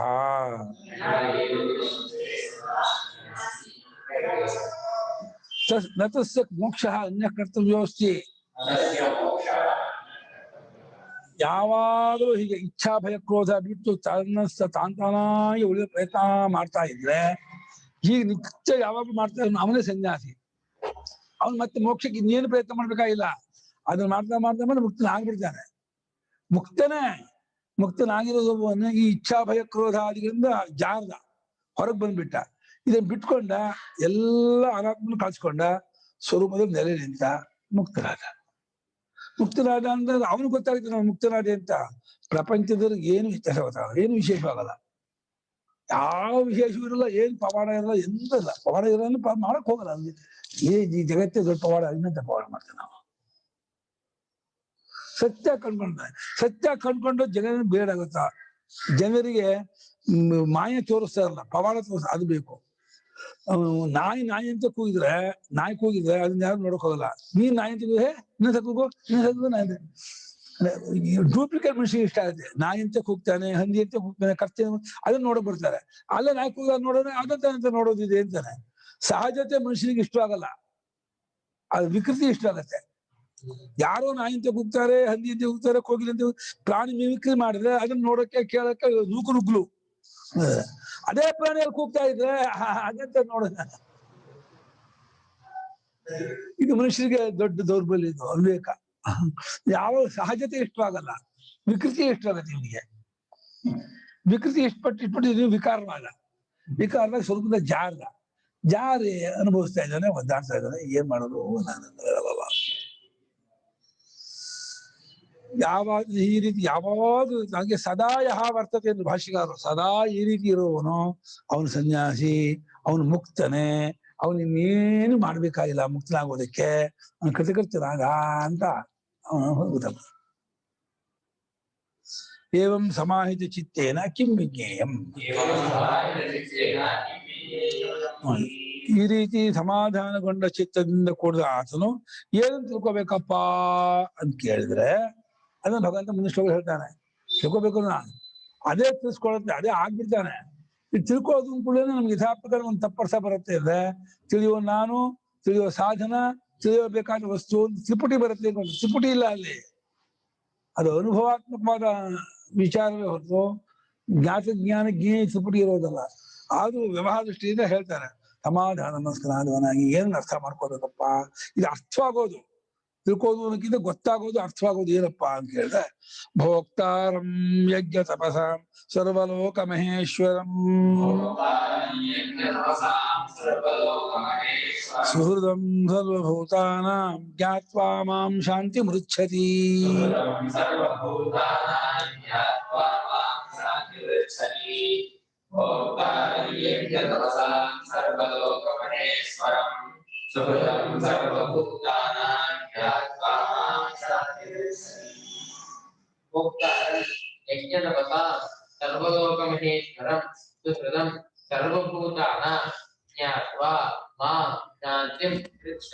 ತಾನೇ ಭಗವಂತ ಸ್ಪಷ್ಟ ಹೇಳ್ತಿದ್ದಾನೆ, ನೀನೇ ಕೋ ಪರಮಾತ್ಮ, ನಿನಗಿಂತ ಬೇರೆ ಯಾರು ಇಲ್ಲ ಕೋ. ಯಜ್ಞ ಕರ್ತೃರೂಪದಿಂದ ಯಜ್ಞವನ್ನು ಅನುಭವಿಸುತ್ತವಾದನು ಆಚರಣೆ ಒಳಗೆ, ಆ ಫಲ ರೂಪದಿಂದ ಅದು ತಪಸ್ಸು, ಅದು ಕ್ರಿಯಾರೂಪದಿಂದ ಫಲವನ್ನ ಅನುಭವಿಸ್ತಾ ಇರೋದು ತಾನೇ. ಭೋಕ್ತಾನ ಅನುಭವಿಸುತ್ತಿರುವಾದನು ಅಂತ ಪ್ರತಿಯೊಂದು ಅವಗತಿಯಲ್ಲೇ ಕೊಂಡಾಡ್ತಾ ಇದೆ. ಮಾಡಿದೆ, ಈ ತಿಳ್ಕೊಂಡೆ ಅಥವಾ ಅನುಷ್ಠಾನ ಮಾಡಿದೆ, ತಪಸ್ಸಾಗಲಿ, ಯಜ್ಞವಾಗಲಿ, ಭೋಗವಾಗಲಿ ಪ್ರತಿಯೊಂದು ಅನುಭವದಲ್ಲಿ ಮುಳುಗಿ ಹೋಗ್ತಾ ಇದೆಯೇ ಹೊರತು ಅನುಭವವೇ ಅದಕ್ಕೆ ನೆಲೆ, ಅದೇ ಇದು ಕೊನೆ. ಅದನ್ನೇ ಅನುಭವಿಸುವಾತನು ಭೋಕ್ತ ಅಂತ ಹೇಳ್ತಾ ಇದ್ದಾನೆ. ಯಜ್ಞ ತಪಸ್ಸುಗಳನ್ನೆಲ್ಲ ಅನುಭವಿಸುತ್ತಿರುವಾತನು ಆತ್ಮಸ್ವರೂಪವು ಮತ್ತು ಸರ್ವಲೋಕಕ್ಕೂ ಮಹೇಶ್ವರವಾಗಿದೆ. ಅದು ನಾನು ಸಮಸ್ತ ಲೋಕಗಳಿಗೂ ಮಹೇಶ್ವರನಾಗಿದ್ದೀನಿ, ಯಜ್ಞ ತಪಸ್ಸುಗಳನ್ನೆಲ್ಲ ಅನುಭವಿಸುವನಾಗಿದ್ದೀನಿ. ಎಲ್ಲಾ ಭೂತಗಳಿಗೂ ಅತ್ಯಂತ ಸುಹೃತ್ತು, ಉಪಕಾರವನ್ನು ಮಾಡದೆ ಉಪಕಾರ ಮಾಡ್ತಿಲ್ಲ ಆತನು. ಒಳಗಿರೋ ಚೈತನ್ಯಕ್ಕೆ ಯಾವುದು ಏನು ಉಪಕಾರ ಮಾಡ್ತಿಲ್ಲ, ಎಲ್ಲಕ್ಕೂ ಅದು ಉಪಕಾರ ಮಾಡ್ತಾ ಇದೆ. ಎಲ್ಲಕ್ಕೂ ಅಸ್ತಿತ್ವ ಕೊಟ್ಟು, ನೋಡೋದು ಕೇಳೋದು ಇತ್ಯಾದಿ ಶಕ್ತಿ ವ್ಯಾಪಾರ ಕೊಟ್ಟು ಅವಳ ಬದುಕಿಗೆ ಕಾರಣನಾಗಿದ್ದು ಹೊರಗಡೆಯಿಂದ ಎಲ್ಲರಿಗೂ ಉಪಕಾರ ಮಾಡ್ತಾನೆ. ಯಾವ ಉಪಕಾರನೂ ಅಪೇಕ್ಷೆ ಪಡ್ತಾ ಇಲ್ಲ. ಇಷ್ಟು ಮಾಡ್ತಿದ್ದಾನಲ್ಲ, ಪ್ರತ್ಯುಪಕಾರವನ್ನು ಅಪೇಕ್ಷಿಸಿಕೊಳ್ಳದೇನೆ ಸಹಜವಾಗಿ ಉಪಕಾರ ಮಾಡ್ತಾ ಇದ್ದಾರೆ. ಉಪಕಾರ ನಡೀತಾ ಇದೆ, ಉಪಕಾರ ನಡೀತಾ ಇರೋದು, ಆಗ್ತಾ ಇರೋದನ್ನ ಮಾಡ್ತಾ ಇದ್ದಾನೆ ಅಂತ ಧರ್ಮ ಮಾಡಿ ಅತ್ಯಂತ ಸುಹೃತ್ತಮ, ಅವನು ಅತ್ಯಂತ ಪ್ರಿಯತಮ ಆತ್ಮನು ತಾನು. ಎಲ್ಲಾ ಯಜ್ಞ ಫಲಗಳನ್ನು ಅನುಭವಿಸುತ್ತಿರುವಾಗವನೇ. ಆದ್ರೆ ಈ ಕಲ್ಪನೆಯಿಂದ ಈ ಪ್ರಮಾದ ನಾನು ಅನುಭವಿಸಿದೆ, ನಾನು ಮಾಡಿದೆ ಅನ್ಕೋತಾ ಇದ್ದಾನೆ. ಇವಂದು ಕಲ್ಪನೆ, ಅವಂದು ಅನುಭವ. ಅನುಭವದಲ್ಲಿ ಆತ್ಮನೇ ಮಾಡಿದ್ದನ್ನು ಅನುಭವಿಸಿದ್ದ ಫಲವನ್ನು ಅನುಭವಿಸುವಾಗ ಅವನೇ ಆಗಿದ್ದಾನೆ. ತಪ್ಪು ಕಲ್ಪನೆಯಿಂದ ಈ ಪರಮಾತ್ಮ ಮಧ್ಯ ಜೀವ ನಾನು ಯಜ್ಞ ತಪಸ್ಸುಗಳನ್ನು ಮಾಡುವಾತ್ಮನು, ನಾನೇ ಅನುಭವಿಸುವಾತ್ಮನು ಹೀಗೆ ಮಾಡ್ಕೊಂಡಿದ್ದಾನೆ. ಈ ಡೂಪ್ಲಿಕೇಟ್ ನಾನು ಇದೆಲ್ಲ ನಾನ್ ಮಾಡ್ತಾ ಇದ್ದೀನಿ, ನಾನು ಅನುಭವಿಸ್ತಾ ಇದ್ದೀನಿ ಮಾಡ್ಕೊಂಡಿದ್ದೀನಿ, ಅದೇ ಅನುಭವಿಸ್ತಾ ಇದ್ರು, ಅದೇ ಮಾಡ್ತಾ ಇದ್ರು ಕೂಡ ಇದು ಗೊತ್ತಾಗ್ತಿಲ್ಲ. ಯಜ್ಞ ತಪಸ್ಸುಗಳ ಭೋಕ್ತೃವು ಸಮಸ್ತ ಲೋಕಗಳಿಗೆ ಮಹೇಶ್ವರನು, ಸಮಸ್ತ ಭೂತಗಳಿಗೆ ಸುಹೃತ್ತೂ ಆಗುತ್ತೆ. ಇದು ಭಕ್ತಿಶಾಸ್ತ್ರ. ಇದು ಸಾಕ್ಷಾತ್ ಭಕ್ತಿಶಾಸ್ತ್ರವನ್ನೇ ಭಗವಂತ ಇಟ್ಟ. ಮತ್ತೆ ಪ್ರೇಮ ರೂಪದವನ ಆತ್ಮ ಪ್ರಿಯನಾಗಿರೋನು. ಅಂಥ ಆತ್ಮನನ್ನ ಕಂಡ್ಕೊಂಡ, ಗೊತ್ತು ಮಾಡ್ಕೊಂಡ ಅಂದ್ರೆ ಶಾಂತಿಯನ್ನ, ಪರಮಶಾಂತಿ, ಸುಖವನ್ನ, ನೆಮ್ಮದಿಯನ್ನು ಪಡ್ಕೊಳ್ತಾನೆ. ನಮ್ಗೆ ಆನಂದ ಗೊತ್ತು. ಇನ್ನು ಎಷ್ಟೇ ಪ್ರಕಟ ಆನಂದ ಆಗಲ್ಲ, ಶಾಂತಿ ಆಗಲ್ಲ. ಕೋಟಿಗಟ್ಟಲೆ ಐಶ್ವರ್ಯ ಬರಲಿ, ಅಧಿಕಾರ ಬರಲಿ, ಕೀರ್ತಿ ಬರಲಿ, ಗೌರವ, ಮಾನ, ಮರ್ಯಾದೆ ಇಷ್ಟೆಲ್ಲ ಕೊಟ್ಟರು ಕೂಡ ಆತ್ಮಿಗೆ ದುಗುಡ ಭಯ ಇದ್ದೇ ಇರುತ್ತೆ. ಏನ್ ಮಾಡಿದ್ರು ಹೋಗಲ್ಲ. ಉಪಾಧಿಯಲ್ಲಿ ತಾಜಾತ್ಮತೆ ಇರುವವರೆಗೂ ಭಯ ತಪ್ಪಿದ್ದಲ್ಲ, ಕಷ್ಟ ತಪ್ಪಿದ್ದಲ್ಲ. ಉಪಾಧಿ ಬಾಧಿತವಾಯಿತು, ಸ್ವರೂಪ ಗೊತ್ತಾಗುತ್ತದೆ, ನಿಂತ ನೆಲೆ ನಿಂತ ಆನಂದವನ್ನು ಅನುಭವಿಸ್ತಾ. ಇಷ್ಟು ಸ್ವರೂಪವಾಗಿರ್ತಕ್ಕಂಥ ಅನುಭವನ, ಭಗವಂತ ಸ್ವರೂಪವನ್ನ ಅಲ್ಲಿರೋಕೆ ಆಗಲ್ಲಪ್ಪ. ಇದನ್ನು ದೇವರಿಲ್ಲ, ಪರಮಾತ್ಮ ಇಲ್ಲ, ಏನೋ ವಾದ ಹುಟ್ಟಿಸ್ಕೊಂಡು ಜಗಳ ಮಾಡ್ಕೊಂಡು ರಾಗದ್ವೇಷ ಮಾಡ್ಕೊಂಡು ಹೊಡೆದಾಡೋದ್ರಿಗೂ ಹೋಗ್ತಾರೆ. ದೇವರಿಲ್ಲ, ಎಲ್ಲಿದ್ದಾನೆ, ಬರೀ ಇದು ಅಂತ. ಇರೋದೇ ಒಂದು, ಅದ್ಬಿಟ್ಟು ಇನ್ನೊಂದು ಇಲ್ಲೇ ಇಲ್ಲ. ಯಾವ್ದು ಇರೋದೋ ಅದಿಲ್ಲ ಅಂತಾರೆ, ಯಾವ್ದು ಇಲ್ಲೇ ಇಲ್ವೋ ಅದನ್ನೇ ಇದೆ ಅಂತಾರೆ. ಇದೊಂದು ಅಜ್ಞಾನದ ಮಹಾತ್ಮ.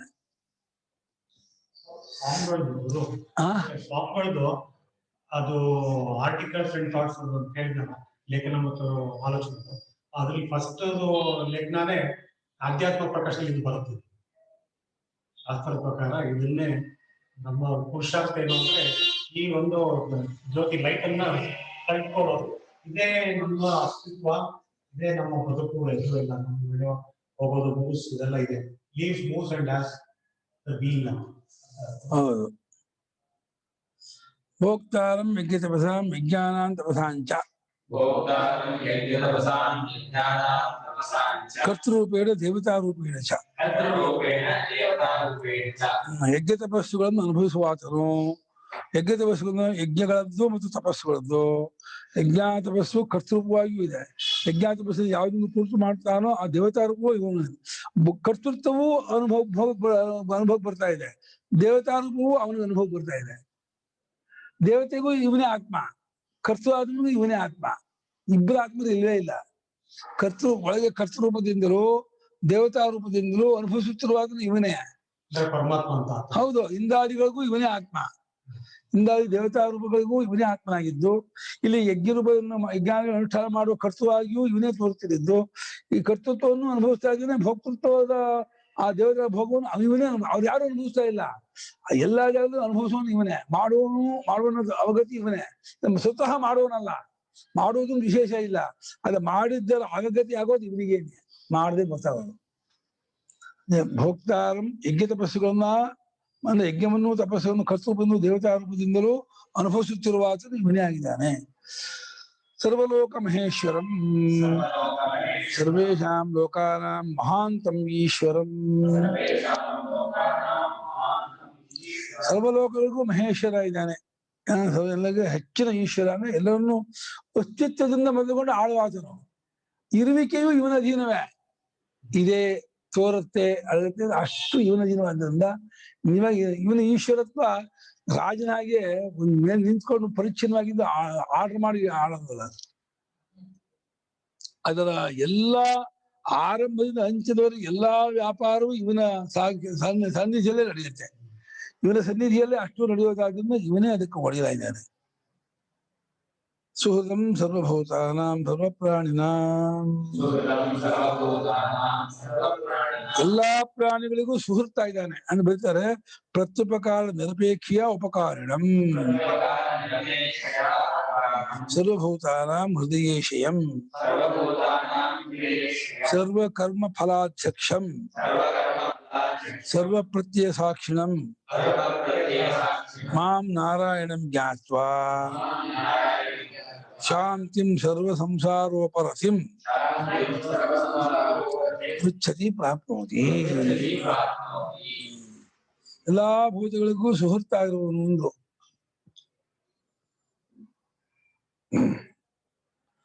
ನಮ್ಮಿಂದ ಉಪಕಾರವನ್ನು ಬಯಸದೆ ನಮಗೆ ಉಪಕಾರ ಮಾಡುತ್ತಿರುವಾತನು ಒಂದು ಸ. ಲೋಕದಲ್ಲಿ ಈ ತರ ಉಪಕಾರ ಇಲ್ಲ.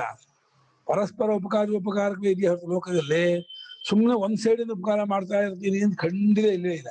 ಇವನು ಒಬ್ಬರೇ. ಯಾಕಂದ್ರೆ ಅವನು ಕೃತಕೃತ್ಯ, ಅವನಿಗೇನು ಆಗ್ಬೇಕಾಗಿಲ್ಲ ಯಾರಂದ್ರೂ. ಆದ್ರೆ ಅವನ ಸ್ವಭಾವವೇ ಇದಕ್ಕೆ ಉಪಕಾರ ಮಾಡೋದು. ಅದು ಉಪಕಾರ ಮಾಡೋದೊಂದು ಕ್ರಿಯೆ ಅಲ್ಲ, ಅದು ಕಣ್ಣಿಗೆ ನೋಡೋ ಸಾಮರ್ಥ್ಯ ಕೊಡೋದು ಒಂದು ವಿಶೇಷ ಅಲ್ಲ. ಅವನ ಸನ್ನಿಧಿಯಿಂದ ಅವನ ಇರೋದ್ರಿಂದನೇ ಮನಸ್ಸು ಕಣ್ಣು ತಂತು ವ್ಯಾಪಾರ ಮಾಡಿ ವ್ಯಾಪಾರ ಮಾಡ್ತಾ ಇದೆ. ಪ್ರತಿಯೊಂದಕ್ಕೂ ಶಕ್ತಿ ಕೊಡೋದು, ಅದು ಹಿಂದೆ ತಡಿಕೆ ಅಂತ ಇದು ಶಕ್ತಿ ಕೊಟ್ಟು ಪ್ರೇರಣೆ ಕೊಟ್ಟು ಅವಳ ವ್ಯಾಪಾರ ನಡೆಸುವಂತೆ ಮಾಡಿ ಎಲ್ಲವೂ ಆಗುತ್ತೆ. ಎಲ್ಲಾ ಕ್ರಿಯಾ ವಿಶೇಷಗಳು ಎಲ್ಲ ನಾವು ಅಷ್ಟು ಇವರ ಇದರಿಂದ ನಡೀತಾ ಇರೋದು. ಇವ್ರಿಗೆ ಮಾತ್ರ ಯಾರನ್ನೂ ಏನು ಆಗ್ಬೇಕಾಗೇ ಇಲ್ಲ. ಯಾಕಂದ್ರೆ ಸ್ವಯಂ ಪರಿಪೂರ್ಣ, ಸ್ವಯಂ ಕೃತಕೃತ್ಯ ಅವನು. ಯಾವ ಹೊರಗಿನ ಯಾವ ಹಣ್ಣು ಹಂಪಲುಗಳಿಂದಲಾಗಲಿ, ಯಾವ ಸಂಗೀತ ಯಾವ ಸಂತೋಷ ಅವನಿಗೆ ಆಗ್ಬೇಕಾಗಿಲ್ಲ. ಸ್ವಯಂ ಸಂತೋಷ ಸ್ವರೂಪ ಅವನು. ಅವನಿಗೆ ಯಾಕೆ ಸಂತೋಷ ಆಗ್ಬೇಕು? ಆದ್ರೆ ಆ ಪಾಯ ಐತಿ ಕುಡಿಸುತ್ತಾನೆ ಸಂತೋಷ ಜೀವನಿಗೆ. ಮಾಡು, ಖುಷಿ ಪಡುತ್ತಂತಾನೆ. ಜೀವ ಖುಷಿ ಪಟ್ಟದನ್ನ ನೋಡಿ ಸಂತೋಷ ಪಡ್ತಾನೆ. ಮಕ್ಕಳು ಸಂತೋಷ ಪಟ್ಟದನ್ನ ನೋಡಿ ತಾಯಿ ಸಂತೋಷ ಪಡ್ತಾರಲ್ಲ. ತಾಯಿಗೆ ಈಗ ಮಕ್ಕಳು ಸಂತೋಷ ಪಟ್ಟು ಅಂತ ಹೇಳಿ ತಾಯಿ ಖುಷಿ ಆಗುತ್ತಲ್ಲ, ಹಾಗೆ ಜೀವ ಖುಷಿ ಪಟ್ಟದ್ದು ನೋಡಿ ಖುಷಿ ಪಡ್ತೀಯ ಪಡು ಅಂತ ನೋಡ್ತಾ ಇರ್ತಾರೆ. ಇದು ಕಲ್ಪನೆ ಸುಖ ಪಟ್ಟಿದ್ದು ನಿಜ ಅನ್ಕೊಂಡಾನೆ. ಅವನು ಗೊತ್ತು ನಿನ್ನ ಸುಖ ನಿಜ ಸುಖ ಅಲ್ಲ, ಕಲ್ಪಿತ ಸುಖ ಪಟ್ಟೆ ಅನ್ಕೊಳ್ತಾ ಇದೆಯಾ ಅಂತ. ಆದ್ರೂ ಅದನ್ನು ಅನುಮೋದನೆ ಮಾಡ್ತಾನೆ. ಮಾಡು ಅಂತ ಅದನ್ನ ತಡೆಯಲ್ಲ ಅವನು. ಆದ್ರೆ ನಿಜವಾಗಿ ಆ ಸುಖದ ಸ್ವರೂಪ ಇವಂದಲ್ಲ. ಆ ಸುಖ ಹೊರಗಿಂದೂ ಅಲ್ಲ, ಸಂಗೀತದಲ್ಲೂ ಇಲ್ಲ, ಕೇಳುವಾತನಲ್ಲೂ ಇಲ್ಲ, ಕಿವಿಲೂ ಇಲ್ಲ, ಪ್ರಮಾದಲ್ಲೂ ಇಲ್ಲ. ಇಲ್ಲಿದೆ ಸುಖ. ಇವನು ನಾನು ಕೇಳಿ ಸುಖ ಪಟ್ಟೆ ಕಲ್ಪಿಸ್ಕೊಂಡು ಸುಖ ಪಡ್ತಾ ಇದ್ದಾನೆ. ಅದನ್ನ ನೋಡ್ತಿದ್ದಾನೆ. ಸುಖ ಪಟ್ಟೆ ಖುಷಿ ಪಡ್ತಾ ಇದೆಯಾ, ಪಡು ನೋಡು ಮಾಡ್ಕೋತ ಸ್ವಯಂ ಸುಖ ಸ್ವರೂಪ ಅವನು. ಹೆಂಗಿದ್ದಾನೆ ಅಂದ್ರೆ ಸಾಕ್ಷಿ ಮಾತ್ರ ಜಗ್ಗದಿಲ್ಲ, ಏನಕ್ಕೂ ಜಗ್ಗಲ್ಲ. ಏನಾನು ಮಾಡ್ಕೊಳ ಅದೇನೋ ಆಯ್ತುಕೊಳ. ಎಲ್ಲ ರೀತಿಯು ನೋಡೋ ಶಕ್ತಿ ಕೊಡ್ತೀನಿ, ಕೇಳೋ ಶಕ್ತಿ, ಮಾಡೋ ಶಕ್ತಿ ಅನ್ನುವ ಎಲ್ಲಾನು ಮಾಡು. ಅದೆಲ್ಲ ನಿನ್ ಕರ್ಮ ಅಷ್ಟು ಕಾಯಿ ಕೊಡ್ತಾ ಹೋಗ್ತಾರೆ. ಒಂಚೂರು ಕರ್ಮ ಮೀರ್ ಕೊಡಕ್ ಹೋಗಲ್ಲ. ಅದೇ ಅವನೇ ತೋರ್ಕೊಳ್ಳ. ಹಾಗೆ ಮುಂದಿನ ಸುಖ ಹಿಂದಿನ ಸುಖ ನೋಡಲ್ಲ ಅವನು. ಹಿಂದಿಂದ ಏನು ಸ್ಮರಣೆ ಆಗುತ್ತಲ್ಲ ಹಿಂದಿಂದು ಜೀವನ. ಜೀವ ಹಿಂದೆ ನೋಡಲ್ಲ. ಅವ್ನು ಹಿಂದೆ ನೋಡಕ್ ಗೊತ್ತಿಲ್ಲ ಅವನಿಗೆ. ಅವನ್ ತನ್ನ ಮುಖ ಹೀಗ್ ಮಾಡ್ಕೊಂಡ್ಬಿಟ್ಟಿದ್ದಾನೆ. ಬಿಟ್ಟು ಸಾಕು ತಾನೇ ಆಗ್ಬಿಟ್ಟಿದ್ದಾನೆ. ಅವನೇ ಪರಮಾತ್ಮ. ಅವನಿಗೆ ಹಿಂದೆ ಇನ್ನೊಂದಿಲ್ಲ, ಅವನಿಂದ ಬೇರೆ ಅಲ್ಲ. ಅವನೇ ಈ ಜೀವನ ಹೀಗೆ ನೋಡ್ತಾ ಇದ್ದಾನೆ. ಅಲ್ಲೆಲ್ಲ ಸುಖ ಅಂದ್ಕೊಂಡು ಕಲ್ಪಿಸ್ತಾ ಇದ್ದಾನೆ. ಸಿಕ್ಕಾಕೊಳ್ತಾ ಇದ್ದಾನೆ. ಎಲ್ಲಾ ಭೂತಗಳಿಗೂ ಉಪಕಾರವನ್ನು ಮಾಡದೇನೆಯೇ ತಾನು ಉಪಕಾರವನ್ನ ಮಾಡುತ್ತಿರುವ ಆತನು. ಉಪಕಾರ ನಿರಪೇಕ್ಷ, ಅಲ್ಲಿ ಅಪೇಕ್ಷೆಯೇ ಇಲ್ಲ ಅವನಿಗೆ. ಪ್ರತ್ಯುಪಕಾರ ನಿರಪೇಕ್ಷ ಮತ್ತು ಉಪಕರ್ತ. ಉಪಕಾರ ಮಾಡ್ತಾನೆ, ತನಗೆ ಮತ್ತೆ ಉಪಕಾರ ಬೇಕಿಲ್ಲ. ಹಾಗಿದ್ದವನಿಗೆ ಸುಹೃತ್ ಅಂತ ಹೆಸರು. ಸರ್ವಭೂತಗಳ ಹೃದಯ ಶಯ, ಹೃದಯದಲ್ಲಿ ಮಾಡಿದಾನೆ. ಅಲ್ಲೇ ಇದು ಜೀವನ ತೋರ್ತಾ ಇದ್ದಾನೆ. ಜೀವನ ತೋರ್ತಾ ಇರೋದೇ ನಮ್ಗೆ ತಿಳ್ಕೊಳಕ್ಕೆ ಇದಾಯ್ತು. ಜೀವನ ತೋರ್ದೆ ಹೋಗಿದ್ರೆ ನಮ್ಗೆ ದ್ವಾರವೇ ಇಲ್ಲ ತಿಳ್ಕೊಳಕ್ಕೆ. ಇಲ್ಲಿ ಈ ಜೀವರೂಪ ಇದೆಯಲ್ಲ, ಇಲ್ಲೇ ಭೇದ ಮಾಡ್ಬೇಕು. ಇದರ ನಿಜ ರೂಪನ ಹರಿಯ ಬೆಳೆಸ್ಕೊಂಡ್ಬಿಟ್ರೆ ಈ ಘಟಾಕಾಶ ಮಹಾಕಾಶವಾಗಿದೆ ಅಂತ ತಿಳ್ಕೊಳ್ಳೋ ಹಾಗೆ ಜೀವನಲ್ಲ ಇವನು. ಜೀವತ್ವ ಈ ಅಂತಃಕರ ಉಪಾಧಿಯಿಂದ ಬಂದದ್ದು, ವಿಜ್ಞಾನ ಗುಹೆಯಿಂದ ಬಂದದ್ದು. ಬಿಟ್ಕೊಂಡು ಕೊಡ್ಲ ತಾನೇ ಕೇವಲ ಆದ ಅಂದ್ರೆ ಜೀವನದಿಂದ ಬೇರೆ ಅಲ್ಲ ಪರಮಾತ್ಮ. ಅನ್ಯ ವಿಲಕ್ಷಣ ಜೀವತ್ವವಿಲ್ಲ ಅಂತ ಹೇಳ್ಬೋದೇ ಹೊರತು ಮತ್ತು ಭಿನ್ನ ಅಲ್ಲ, ಅನ್ಯ ಅಲ್ಲ. ಪ್ರತಿಬಿಂಬ ಎರಡಿಲ್ಲ. ಅಲ್ಲಿ ಸೂರ್ಯ, ಇಲ್ಲಿ ಪ್ರತಿಬಿಂಬ ಅನ್ನೋಕೆ ಈ ಘಟಾಕಾಶ ಮಹಾಕಾಶ ಹೇಗೆ ಪ್ರತಿಬಿಂಬ? ಹೊರಗಿನ ಆಕಾಶಕ್ಕೆ ಈ ರೂಮಿನ ಆಕಾಶಕ್ಕೆ ಏನ್ ವ್ಯತ್ಯಾಸ? ಈ ಆಕಾಶ ಇದಾಗಿರೋದು. ಈಗ ಜೀವನಾಗ ಅವನೇ ತೋರ್ತಿರೋದು, ಅವನೇ ಜೀವ ಅಂತ ಅನ್ಸ್ಕೊಂಡಿದ್ದಾನೆ ಹೊರತು ಜೀವತ್ತ ಬಿಟ್ಟು ಪರಮಾತ್ಮ ಬಿಡ್ತಾನೆ ಅವನು, ಬೇರೆ ಅಲ್ಲ. ನಾನು ಅನ್ನೋದರ ತಿರುಳೆ ಅದರ ಪರಮಾರ್ಥವೇ ಪರಮಾತ್ಮ. ಈ ನಾನು ಎಂಬುದು ಒಂದು ಕಲ್ಪಿತ ರೂಪ, ವಿಶೇಷ ರೂಪ, ಹುಸಿ ರೂಪ. ಅದು ಒಂದು ರೀತಿ ಒಂದು ಸರ್ಫೇಸ್, ಒಂದು ತೆಳುವಾದ ಒಂದು ಕೋಟಿ ಒಂದು ತೆರೆ ಬಂದು ಮರೆಯಾಗ್ಬಿಟ್ಟಿದೆ. ಎಲ್ಲಾ ಭೂತಗಳ ಹೃದಯ ಶಯ, ಹೃದಯದಲ್ಲಿ ಮಲಗಿರುವ ಆತನು ಮುಂದೆ ಯಾವ ವ್ಯಾಪಾರ ಮಾಡುದು ಹಾಗೇ ಇದ್ದಾನು. ಎಲ್ಲಾ ಕರ್ಮ ಫಲಾಧ್ಯಕ್ಷನಾಗಿದ್ದಾನೆ. ಸರ್ವ ಪ್ರತ್ಯಯ ಸಾಕ್ಷಿ ಅನ್ನೋದು ವಿಶೇಷ ಗುರುತಿಸ್ಕೊಳ್ಳಿಕ್ಕೆ ಒಳ್ಳೆಯ ಕೊಟ್ರು. ಬುದ್ಧಿಲಾಗುವ ಎಲ್ಲಾ ವಿಕಾರವನ್ನು ನೋಡ್ತಾ ಇದ್ದಾನೆ. ತಾನೇ ಬುದ್ಧಿ ವಿಕಾರ ಆಗಿ ನೋಡ್ತಾ ಇದ್ದಾನೆ. ನೋಡೋದ್ರಿಂದ ಇವಾಗ ಇಲ್ಲಿ ಪುಸ್ತಕ ನೋಡೋ ಹಾಗೆ ಬುದ್ಧಿ ಪ್ರತ್ಯಯ ಆಗಿ ಇಲ್ಲಿ ಬುದ್ಧಿ ಪ್ರತ್ಯಯ ಇಲ್ಲಿ ನೋಡ್ತಾ ಇದ್ದಲ್ಲ, ಬುದ್ಧಿ ಪ್ರತ್ಯಯ ರೂಪ ಆಗುವಾಗ ಬುದ್ಧಿ ಪ್ರತ್ಯಯ ಆಗ್ತಾ ಇದೆ, ಮುತ್ತು ಮಾಡ್ಕೊತಾ ಇದ್ದಾನೆ. ಬುದ್ಧಿ ಪ್ರತ್ಯಯ ಸಾಕ್ಷಿಗಳು ನಮ್ಗೆ ಏನಾಗುತ್ತೆ? ಆ ಪದ ಸಾಕ್ಷಿ, ಸಾಕ್ಷ್ಯ ಬಂದ್ಬಿಟ್ಟು ಸಾಕ್ಷ್ಯ ಪ್ರತ್ಯಯ ಸಾಕ್ಷಿ ಆತ್ಮ ಅದಕ್ಕೇನೋ ಎಷ್ಟೋ ಡಿಸ್ಟೆನ್ಸ್ ಇದೆ, ಒಂದು ಏನೋ ಇದೆ, ಆಗಲ್ಲ ಏನಿಲ್ಲ. ಗುಳ್ಳೆಯಾಗಿ ಗುಳ್ಳೆಯನ್ನ ನೀರು ಹರಿತಾ ಇದ್ದೇವೆ ಹಾಗೆ ಪ್ರತಿ ರೂಪದಿಂದ ಪ್ರತಿಯೊಂದು ಹರಿತಾ ಇದೆ, ಪ್ರತಿ ಗೊತ್ತಾಗ್ತಾ ಇದೆ. ಆ ಗೊತ್ತಾಗೋದಷ್ಟು ಕಲ್ಪನೆಯ ಸರಿಯಾದ ಜ್ಞಾನ ಅಲ್ಲ, ಅದು ಭ್ರಾಂತಿ ಜ್ಞಾನ. ತಾನೇ ಪ್ರತ್ಯವಾಗಿರೋದ್ರಿಂದ ಪ್ರತ್ಯಯ ಅಂತ ಒಂದು ಜ್ಞಾನ ಆಗ್ತಾನೆ ಇಲ್ಲ. ಅದು ಸರ್ವ ಪ್ರತ್ಯಯವು ಯಾರಿಗೆ ಗೊತ್ತಾಗ್ತಿದ್ಯೋ ಆ ಗೊತ್ತಾಕೋತಾ ಇರೋನ್ನ ಅಂದ್ರೆ ಗೊತ್ತಾಕೊಳ್ತಾ ಇರೋ ಕಡೆ ತಿರ್ಕೋ, ಪ್ರತ್ಯಯ ಕಡೆ ತಿರ್ಕೋಬೇಡ ಅನ್ನಕ್ಕೆ ಪ್ರತ್ಯಯ ಸಾಕ್ಷಿ ಎಂದು ಅಭ್ಯಾಸ ಮಾಡಿ ಕೈ ಕೊಡಬಾರ್ದು, ಇಡ್ಬೇಕು, ಏನಾಗಲ್ಲ ಅಂತ ಪ್ರತ್ಯಯ ಸಾಕ್ಷಿ ಆಗಿರೋದ್ರಿಂದ ನಾರಾಯಣ ಮಾಂ, ನಾರಾಯಣನಾಗಿರುವ ಅಂದ್ರೆ ನಿಜವಾಗಿ ಈ ನರನಿಗೆ ಈ ಜೀವನಿಗೆ ಅಯನ ಆಧಾರ ಅವನೇ. ನರಾಣಾಂ ನರ ಇವನೇ ಜೀವ, ಇವನಿಗೆ ಅಯನ ಅಂದ್ರೆ ನೆಲೆ. ಆದರೆ ಘಟಾಕಾಶಕ್ಕೆ ನೆಲೆ ಮಹಾಕಾಶವೋ, ಈ ಜೀವನಿಗೆ ನೆಲೆ ಇವನಿಗೆ ನಾರಾಯಣ.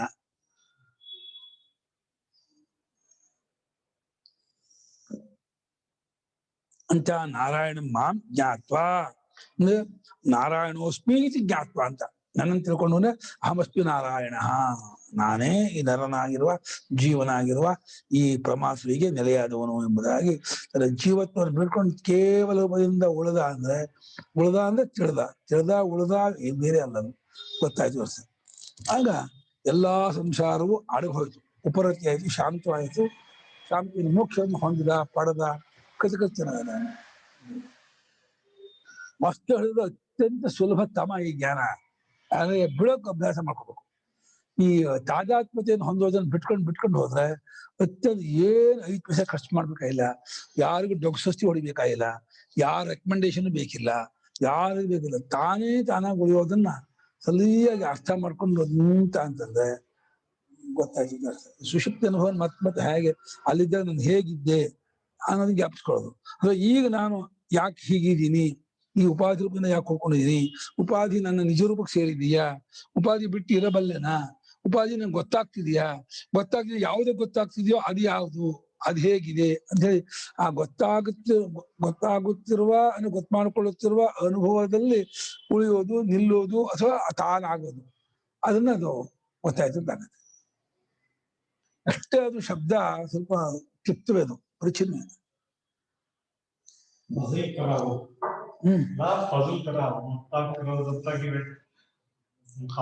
ಅದೊಂದು ಫಸಲ್ ಆಗತ್ತೆ.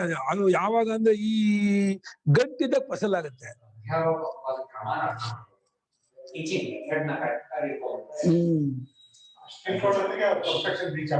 ಬಿಟ್ಟು ಉಳಿಬೇಕು, ಎಲ್ಲವನ್ನು ಬಿಟ್ಟು ಉಳಿಬೇಕು, ಕೇವಲ ಆಗ್ಬೇಕು. ಕೇವಲನಾದ ಅಂದ್ರೆ ಭಗವಂತನಾದ ಅಂತ ಅರ್ಥ. ಅತೀತಾನಂತರ ಅಧ್ಯಾಯಾಂತೆ ಧ್ಯಾನ ಯೋಗಸ್ಯ ಸಮ್ಯಕ್ ದರ್ಶನಂ ಪ್ರತಿ ಅಂತರಂಗಸ್ಯ ಸೂತ್ರಭೂತಾಃ ಶ್ಲೋಕಾಃ ಅನಂತರ ಅತೀತೇಷು ಅನಂತರ ಅತೀತ. ಕಳೆದ ಅಧ್ಯಾಯಗಳಲ್ಲಿ ಈಗ ತಾನೇ ಕಳೆದದ್ದು, ಇಮಿಡಿಯೇಟ್ಲಿ ಬಿಫೋರ್. ಯಾವುದು ಇಮಿಡಿಯೇಟ್ಲಿ ಬಿಫೋರ್? 5ನೇ ಅಧ್ಯಾಯ. 5ನೇ ಅಧ್ಯಾಯದ ಅಂತ್ಯ.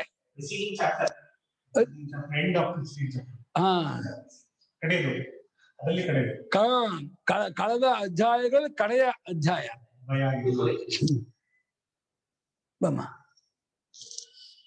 ಭಾಷಿಕರ ಶೈಲಿ ಇದನ್ನು ಬಜಾರ. ಅತೀತ ಅನಂತರ ಅಧ್ಯಾಯ ಅಂತೆ. ಅತೀತೇಷು ಅಧ್ಯಾಯೇಷು ಯೋ ಅಧ್ಯಾಯಃ ಅಂತಿಮೋ ಅಧ್ಯಾಯಃ ತಸ್ಯ ಅಧ್ಯಾಯಸ್ಯ ಅಂತೆ. ಅತೀತವಾದ ಅತೀತದಲ್ಲಿ ಅನಂತರ ಅತೀತವಾದ ಅಧ್ಯಾಯದ ಕೊನೆಯಲ್ಲಿ ಧ್ಯಾನ ಯೋಗಕ್ಕೆ ಅಂಗವಾಗಿರುವ ಅಂತರಂಗವಾಗಿರ್ತಕ್ಕಂತಹ ಧ್ಯಾನ ಯೋಗವು ಸಮ್ಯಕ್ ದರ್ಶನಕ್ಕೆ ಅಂತರಂಗವಾಗಿದೆ. ಸಮ್ಯಕ್ ದರ್ಶನ ತನ್ನ ಸ್ವರೂಪವನ್ನು ಕಂಡುಕೊಳ್ಳೋದೇ ಸಮ್ಯಕ್ ದರ್ಶನ. ಯಥಾವತ್ತ ಗೊತ್ತು ಮಾಡ್ಕೊಳ್ಳೋದು ಸಮ್ಯಕ್ ದರ್ಶನ. ಅದಕ್ಕೆ ಧ್ಯಾನ ಯೋಗ ಅನ್ನೋದು ಒಂದು ಸಾಧನ. ಅದು ಅಂತರಂಗ ಸಾಧನವಾಗಿರುವ ಧ್ಯಾನ ಯೋಗದ ಸೂತ್ರಪ್ರಾಯವಾಗಿರುವ ಶ್ಲೋಕಗಳು, ಸಂಗ್ರಹವಾಗಿ ಹೇಳುವ ಶ್ಲೋಕಗಳು. ಅದೇ ಸ್ಪರ್ಶಾಂಕೃತ ಬಹಿರ್ಬಾಹ್ಯ ಜಲ, ಆ 2 ಶ್ಲೋಕಗಳನ್ನ ಭಗವಂತ ಅದು ಶ್ಲೋಕವೂ ಆಗ್ಬೇಕಾದ್ರು ಶ್ಲೋಕಾಹ ಭೋಜನ ಬಿಡಿದ್ದಾರೆ. 2 ಶ್ಲೋಕ ಹೇಳಿರೋದು. ಅದರ ಫಲ ಕೊನೆ ಶ್ಲೋಕ. ಭೋಕ್ತಾರಂಭಿಕೆ ತಪಸ ಅನ್ನೋದು ಸಮಾಹಿತ ಚಿತ್ತನಾದವನು ಏನ್ ತಿಳ್ಕೊಳ್ತಾನೆ ಅಂತ ಹೇಳಿದ್ದು. ಆ 2 ಶ್ಲೋಕ ಮಾತ್ರ ಧ್ಯಾನ ಯೋಗದ ಸೂತ್ರಪ್ರಾಯವಾಗಿರೋ ಶ್ಲೋಕ. ಅದು 3 ಸೇರಿಸ್ಕೊಂಡ್ಬಿಟ್ಟಿದ್ದಾರೆ ಭಾಷಿಕಾರರು. ಫಲವನ್ನು ಸೇರಿಸ್ಕೊಂಡು ಬಹುವಚನ ಹಾಕಿದ್ದಾರೆ. ಸಮ್ಯಕ್ ದರ್ಶನಕ್ಕೆ ಅಂತರಂಗವಾಗಿರುವ ಧ್ಯಾನ ಯೋಗದ ಸೂತ್ರಪ್ರಾಯ ಇರುವ ಶ್ಲೋಕಗಳನ್ನ ಭಗವಂತ ಹೇಳಿರ್ತಾನೆ. ಸ್ಪರ್ಶಾನ್ ಕೃತ್ವ ಬಹಿ ಇತ್ಯಾದಿ ಶ್ಲೋಕಗಳು ಹೇಳಲ್ಪಟ್ಟಿವೆ. ಶ್ಲೋಕಗಳನ್ನು ಹೇಳಿದ್ದಾನೆ. ಕರ್ಮಣಿ ಪ್ರಯೋಗ ಮಾಡಿದರೆ ಅದು ಕರ್ತರಿ ಅರ್ಥದ. ತೇಷಾಂ ವೃತ್ತಿಸ್ಥಾನೀಯ ಅಯಂ ಷಷ್ಠಃ ಅಧ್ಯಾಯ ಆರಭ್ಯತೆ. ತೇಷಾಂ ಶ್ಲೋಕಾನಾಂ, ಆ ಶ್ಲೋಕಗಳಿಗೆ ವೃತ್ತಿ ಅಂದ್ರೆ ವ್ಯಾಖ್ಯಾನ, ವೃತ್ತಿ, ಭಾಷ್ಯ, ಟೀಕೆ, ವಿವರಣೆ ಎಲ್ಲ ಒಂದೇ ಅರ್ಥ. ಆ ಶ್ಲೋಕಗಳಿಗೆ ವಿವರಣ ಸ್ಥಾನವಾಗಿರ್ತಕ್ಕಂಥದ್ದಾಗಿದೆ ಈ 6ನೇ ಅಧ್ಯಾಯ. ಈ 6ನೇ ಅಧ್ಯಾಯವನ್ನು ಈಗ ನಾವು ಆರಂಭ ಮಾಡ್ತಾ ಇದ್ದೀವಿ. 6ನೇ ಅಧ್ಯಾಯದಲ್ಲಿ ಧ್ಯಾನ ಯೋಗ ಹೇಗ್ ಮಾಡೋದು, ಆತ್ಮವನ್ನು ಹೇಗೆ ಕಂಡ್ಕೊಳ್ಳೋದು, ಆತ್ಮನ ಕಂಡ್ಕೊಳ್ಳೋದಕ್ಕೆ ಬಹಿರಂಗ ಸಾಧನ ಯಾವುದು, ಅಂತರಂಗ ಸಾಧನ ಎರಡೂ ಹೇಳ್ತಾನೆ ಭಗವಂತ. ಹೊರಗಡೆ ಹೇಗೆ ಆಹಾರ ನಿಯಮ ಹೇಳ್ತಾನೆ, ಆಮೇಲೆ ಆಸನ ನಿಯಮ ಹೇಳ್ತಾನೆ, ಆಮೇಲೆ ಮನಸ್ಸನ್ನು ಕೇಂದ್ರೀಕರಣ ಮಾಡ್ಕೊಡ್ತಾನೆ, ಆಮೇಲೆ ವಿಷಯಗಳಿಂದ ಭೋಗದಿಂದ ಮನಸ್ಸನ್ನು ಹಿಮ್ಮೆಟ್ಟಿಸ್ಕೊಳ್ಳೋ ಪ್ರಕಾರ ಹೇಳ್ಕೊಡ್ತಾನೆ. ತುಂಬಾ ವಿಷಯಾಸಕ್ತಿ ಇದ್ರೆ ಅದನ್ನ ಬಿಟ್ಕೊಳ್ಳೋದು ಹೇಗೆ, ಶನೀರ್ವರಮೇ ಬುದ್ಧಾಧಿ ಗೃಹೀತಯ ಅಂತ ಹೇಳ್ತಾನೆ. ಈಗ ಬಹಳಷ್ಟು ಒಂದು ಗೌಡಪಾದರು ಅದ್ವೈತ ಪ್ರಕರಣದಲ್ಲಿ ಮನೋನಿಗ್ರಹ ಹೇಗೆ ಹೇಳಿದಾರೋ ಅದೇ ತರಹ ಅವ್ರಿಗೆ ಇದೇ ಆಧಾರ ಅನ್ಬೋದು. ಗೌಡಪಾದರಿಗೆ ಈ 6ನೇ ಅಧ್ಯಾಯವೇ ಬೇಸಿಸ್. ಇದರ ಮೇಲೆ ಅವರು ತುಂಬಾ ಚೆನ್ನಾಗಿದೆ. ಎರಡೂ ಒಂದು ಸಂವಾದ ಮಾಡೋಂಗೆ ಇದೆ ಅದಕ್ಕೂ ಇದಕ್ಕೂ. ಗುರುಗಳೇ, ಇದು ಆತ್ಮಜ್ಞಾನ ಆಗೋದಕ್ಕೆ ಅಂತರಂಗ ಸಾಧನ ಅಂತ ಇದೀರಲ್ಲ, ಅಂತರಂಗ ಸಾಧನ ಅಂದ್ರೆ ಧ್ಯಾನ ಒಂದೇನಾ, ಇನ್ನ ಬೇರೆ ಏನು ಮಾರ್ಗ ಇದೆಯಾ? ಶ್ಲೋಕಾನಾಂ ವೃತ್ತಿ ಸ್ಥಾನೀಯ, ಆ ಶ್ಲೋಕಗಳಿಗೆ ವೃತ್ತಿನ ವಿವರಣ ಸ್ಥಾನವಾಗಿರ್ತಕ್ಕಂತಹ ಈ 6ನೇ ಅಧ್ಯಾಯ ಆರಂಭವಾಗ್ತಾ ಇದೆ ಅಂತ ಇದೆ ಭಾಷೆಗಳು. ತತ್ ಧ್ಯಾನ ಯೋಗಸ್ಯ ಬಹಿರಂಗಂ ಕರ್ಮ ಇತಿ ಯಾವ ಧ್ಯಾನ ಯೋಗ ಆರೋಹಣ ಸಮರ್ಥ. ಧ್ಯಾನ ಯೋಗ ಒಂದೇನಾ, ಬೇರೆ ಇನ್ನೇನಾದ್ರೂ ಮಾರ್ಗ ಇದೆಯಾ ಅಂತ ಕೇಳಿದ್ದಷ್ಟೇ. ನಿಧಿಧ್ಯಾಸನ ಅಂತೀವಲ್ಲ ಅದಕ್ಕೆ. ನಿಧಿಧ್ಯಾಸನಮ್ಮ ಅಂದ್ರೆ ರತ್ನ ಪರೀಕ್ಷಕ ರತ್ನಮಣಿಯನ್ನೇ ದಿಟ್ಟಿಸಿ ನೋಡುವ ಹಾಗೇನೆ ಆತ್ಮಸ್ವರೂಪವನ್ನೇ ಚಿಂತನೆ ಮಾಡೋದು ಆತ್ಮಜ್ಞಾನಕ್ಕೆ ಹತ್ತಿರ ಸಾಧನ. ಅದನ್ನೇ ಆತ್ಮಸ್ವರೂಪ ಗೊತ್ತಾಗ್ಬೇಕಾದ್ರೆ ಏನ್ ಮಾಡ್ಬೇಕು, ಆತ್ಮಸ್ವರೂಪವನ್ನೇ ಚಿಂತನೆ ಮಾಡಿ ಅನುಸಂಧಾನ ಮಾಡ್ಬೇಕು. ಅದಕ್ಕೆ ಧ್ಯಾನ ಯೋಗ ಅಂತ ಹೆಸರು. ಆತ್ಮಸ್ವರೂಪದ ನಿರಂತರ ಅನುಸಂಧಾನ ಚಿಂತನೆ, ಅದ ಮೆಥಡ್ ಹೇಗೆ ಅನ್ನೋದಿರ್ಲಿ, ಬಟ್ ಅದನ್ನೇ ಮಾಡ್ತಾ ಇರೋದಕ್ಕೆ ಧ್ಯಾನ ಯೋಗ ಅಂತ ಹೆಸರು. ನೀವ್ ಹೇಳ್ತಾ ಇರೋದು ನಿಧಿಧ್ಯಾಸನ ಧ್ಯಾನ ಯೋಗ ಒಂದೇ ಅಂತ ಇದ್ದೀರಾ? ಹೌದು, ನಿಧಿಧ್ಯಾಸನ, ಧ್ಯಾನ ಯೋಗ, ಅಧ್ಯಾತ್ಮ ಯೋಗ, ಮನೋನಿಗ್ರಹ ಎಲ್ಲ ಒಂದೇ.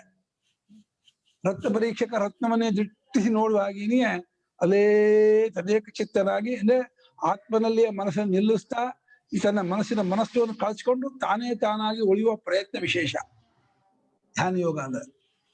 ತನ್ನನ್ನು ತಾನು ಅರ್ಥ ಮಾಡ್ಕೊಳ್ಳೋದು.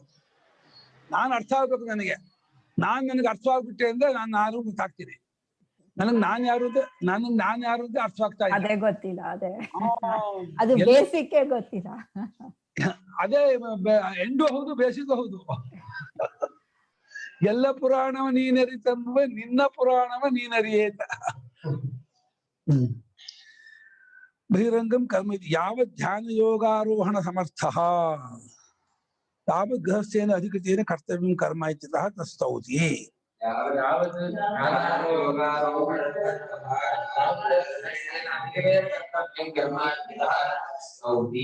ಧ್ಯಾನ ಯೋಗಕ್ಕೆ ಬಹಿರಂಗ ಸಾಧನ ಕರ್ಮ. ಕರ್ಮ ಅಂದ್ರೆ ಕರ್ಮಯೋಗ ಅಂತ ಅರ್ಥ. ಕರ್ಮಯೋಗ ಬಹಿರಂಗ ಸಾಧನ.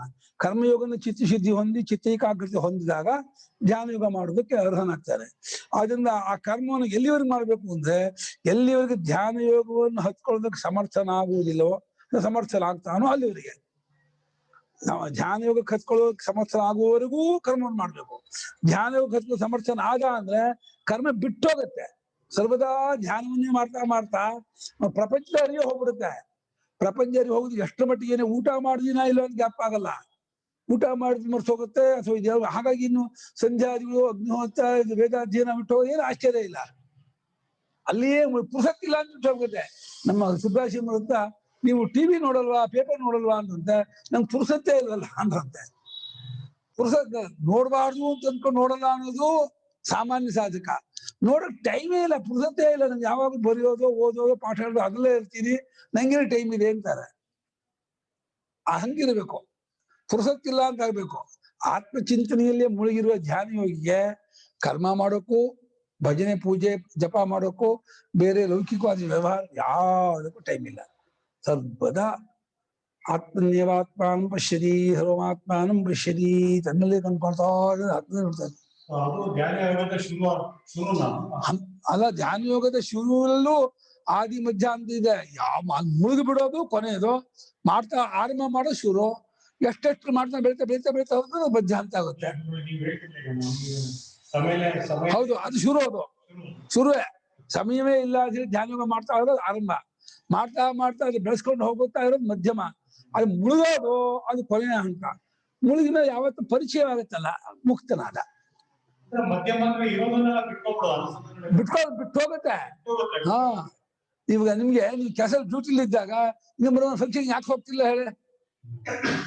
ಹೋಗಿ ಟೈಮ್ ಇಲ್ಲ, ಡ್ಯೂಟಿ ಕೆಲಸಕ್ಕೆ. ಹಾಗೆ ನೀವು ಇದ್ರಲ್ಲಿ ಮುಳುಗಿದ್ಮೇಲೆ ಅದಕ್ಕೆ ಫಂಕ್ಷನ್ ಬೇರೆ ಕೆಲಸ ಟೈಮ್ ಇಲ್ಲ. ನಮ್ಗಿರೋದು ಒಂದೇ ಮನಸ್ಸು. ಆ ಮನಸ್ಸನ್ನು ಆತ್ಮಚಿಂತನೆಗೆ ಹಾಕಿದ್ಮೇಲೆ ಬೇರೆ ಕಡೆ ಟೈಮ್ ಇರುತ್ತೆ. ಎರಡು ಮನಸ್ಸಿದ್ರೆ ಒಂದೊಂದು ವ್ಯವಹಾರ ಕೊಡ್ತೀನಿ, ಒಂದೊಂದು ಆತ್ಮಚಿಂತನೆಗೆ ಇಟ್ಕೊಳ್ತೀನಿ ಅಂತ. ಹಂಗಿಲ್ಲ, ಆತ್ಮಚಿಂತನೆಗೆ ಮನಸ್ಸನ್ನ ನೀವು ಹೊಂದಿದ್ಮೇಲೆ ಇದಕ್ಕೆ ಸೊನ್ನೆ ಸುತ್ತಂಗೆ. ಆ ಸೊನ್ನೆ ಸುತ್ತೋದೇ ಸನ್ಯಾಸ ಅಂದ್ರೆ, ಇನ್ನೇನು ಅಲ್ಲ. ಸನ್ಯಾಸ ಅಂದ್ರೆ ನೀವು ಪ್ರಪಂಚದ ವ್ಯವಹಾರಕ್ಕೆ, ವಿಷಯಕ್ಕೆ ಮನಸ್ಸು ಗಮನ ಕೊಡದೇ ಇರೋದು, ಚಿಂತೆ ಹಚ್ಚೋದು, ಅದೇ ಸನ್ಯಾಸ. ಅದಕ್ಕೆ ಟೈಮ್ ಇಲ್ಲಪ್ಪ, ನಮ್ಗೆ ಪುರ್ಸತ್ತಿಲ್ಲಪ್ಪ. ರಾಜಕೀಯ ವ್ಯವಹಾರ ಮಾಡೋಕ್ಕೆ ಅಥವಾ ಲೌಕಿಕ ವ್ಯವಹಾರ ಮಾಡೋದಕ್ಕೆ ಯಾವುದಕ್ಕೂ ಟೈಮ್ ಇಲ್ಲ. ಧ್ಯಾನ ಯೋಗವನ್ನು ಹಚ್ಚೋದಕ್ಕೆ ಎಲ್ಲಿವರೆಗೆ ಸಮರ್ಥನಾಗುತ್ತಾನೋ ಅಲ್ಲಿವರೆಗೂ ಕರ್ಮವು ಮಾಡುತ್ತಿರಬೇಕು. ಒಂದು ಅಧಿಕೃತೇನ ಗೃಹಸ್ಥೇನ, ಆಯಾ ಕರ್ಮಕ್ಕೆ ಅಧಿಕಾರಿ ಅಂತ ಶಾಸ್ತ್ರ ಗೊತ್ತು ಮಾಡಿದ್ಯಲ್ಲ, ಆ ಗೃಹಸ್ಥನಾದವನು ಆ ಕರ್ಮವನ್ನು ಮಾಡ್ಲೇಬೇಕು ಎಂಬುದನ್ನು ಹೇಳೋಕ್ಕೋಸ್ಕರವಾಗಿ ಕರ್ಮವನ್ನು ಹೊಗಳ್ತಾನೆ. ಯಾವಾಗ ಕರ್ಮವನ್ನು ಹೊಗಳೋ ವಿಚಾರ 3ನೇ ಅಧ್ಯಾಯದಲ್ಲಿ. ಯಾಕೆಂದ್ರೆ ಅದನ್ನ ಬಿಟ್ಬಿಡ್ಬೇಡಿ. ನೀವೇ ನಿಮ್ಮನ್ನ ಸರ್ಟಿಫಿಕೇಟ್ ಕೊಟ್ಕೊಂಡು ನಾನು ಅಂಥವ್ನು ಅಂದ್ಕೊಂಡ್ಬಿಟ್ಟು ಮೋಸ ಹೋಗ್ಬೇಡಿ. ನಮ್ಗೆ ನಾನ್ ಧ್ಯಾನ ಯೋಗಕ್ಕೆ ಸಮರ್ಥ, ನಾನು ಅಲ್ಲಿ ಬಂದ್ಬಿಟ್ಟಿದೀನಿ, ನಾವೇ ತಪ್ಪಾಗಿ ತಿಳ್ಕೊಂಡು ನಮ್ಮನ್ನ ಅಲ್ಲಿ ಹೋಗಿಬಿಟ್ಟು ಇತೋ ಭ್ರಷ್ಟ ತತ್ವ ಭ್ರಷ್ಟ ಆಗ್ಬಾರ್ದು. ಈ ಕರ್ಮವನ್ನು ಬಿಟ್ಟು ಅದು ದಕ್ಕಲಿಲ್ಲ, ಅದು ಆಗಲಿಲ್ಲ ಅಂತ ಹಂಗಾಗ್ಬಾರ್ದು. ಹತ್ತಿ ಮೇಲೆ ಗಟ್ಟಿಯಾಗಿದೆ, ಮೆಟ್ಲು ಕಾಲಿಟ್ಟು ಮೇಲೆ ಮೆಟ್ಲು ಕಾಡ್ಬೇಕು. ನೋಡ್ ಮೆಟ್ಲು ಕಾಲಿಟ್ಟು ಹಾಗೆ ಇದನ್ನ ಹತ್ತಾರಲ್ಲ, ಅಲ್ಲ ಇದು ಇದರಲ್ಲಿ ಹಿಮಾಲಯದಲ್ಲಿ ಕೋಲ್ಗಳು ಹತ್ತ ಹೋಗ್ತಲ್ಲ, ಕೋಲ್ ಊರಿ ಊರಿ ನೋಡ್ತಾರೆ. ಹೋಗ್ಬಿಟ್ಟು ಕಲ್ಲಲ್ಲಿ ಅದು ಕಾಲಿಡಲ್ಲ, ಯಾಕೋ ಇದಾಗುತ್ತೆ. ಹಾಗೆ ಮುಂದೆ ಗಟ್ಟಿಯಾಗಿ ಕೂತ್ಕೊಂಡು ಹಂಸ್ಕೊಂಡು ಹೋಗಿ ತುದಿ ಮುಚ್ಚಬೇಕು. ಆತ್ಮಜ್ಞಾನ ಆಗೋದು ಬಿಡದೆ ಪ್ರಯತ್ನ ಮಾಡ್ತಾ ಇದ್ರು. ಸಾಕಾ?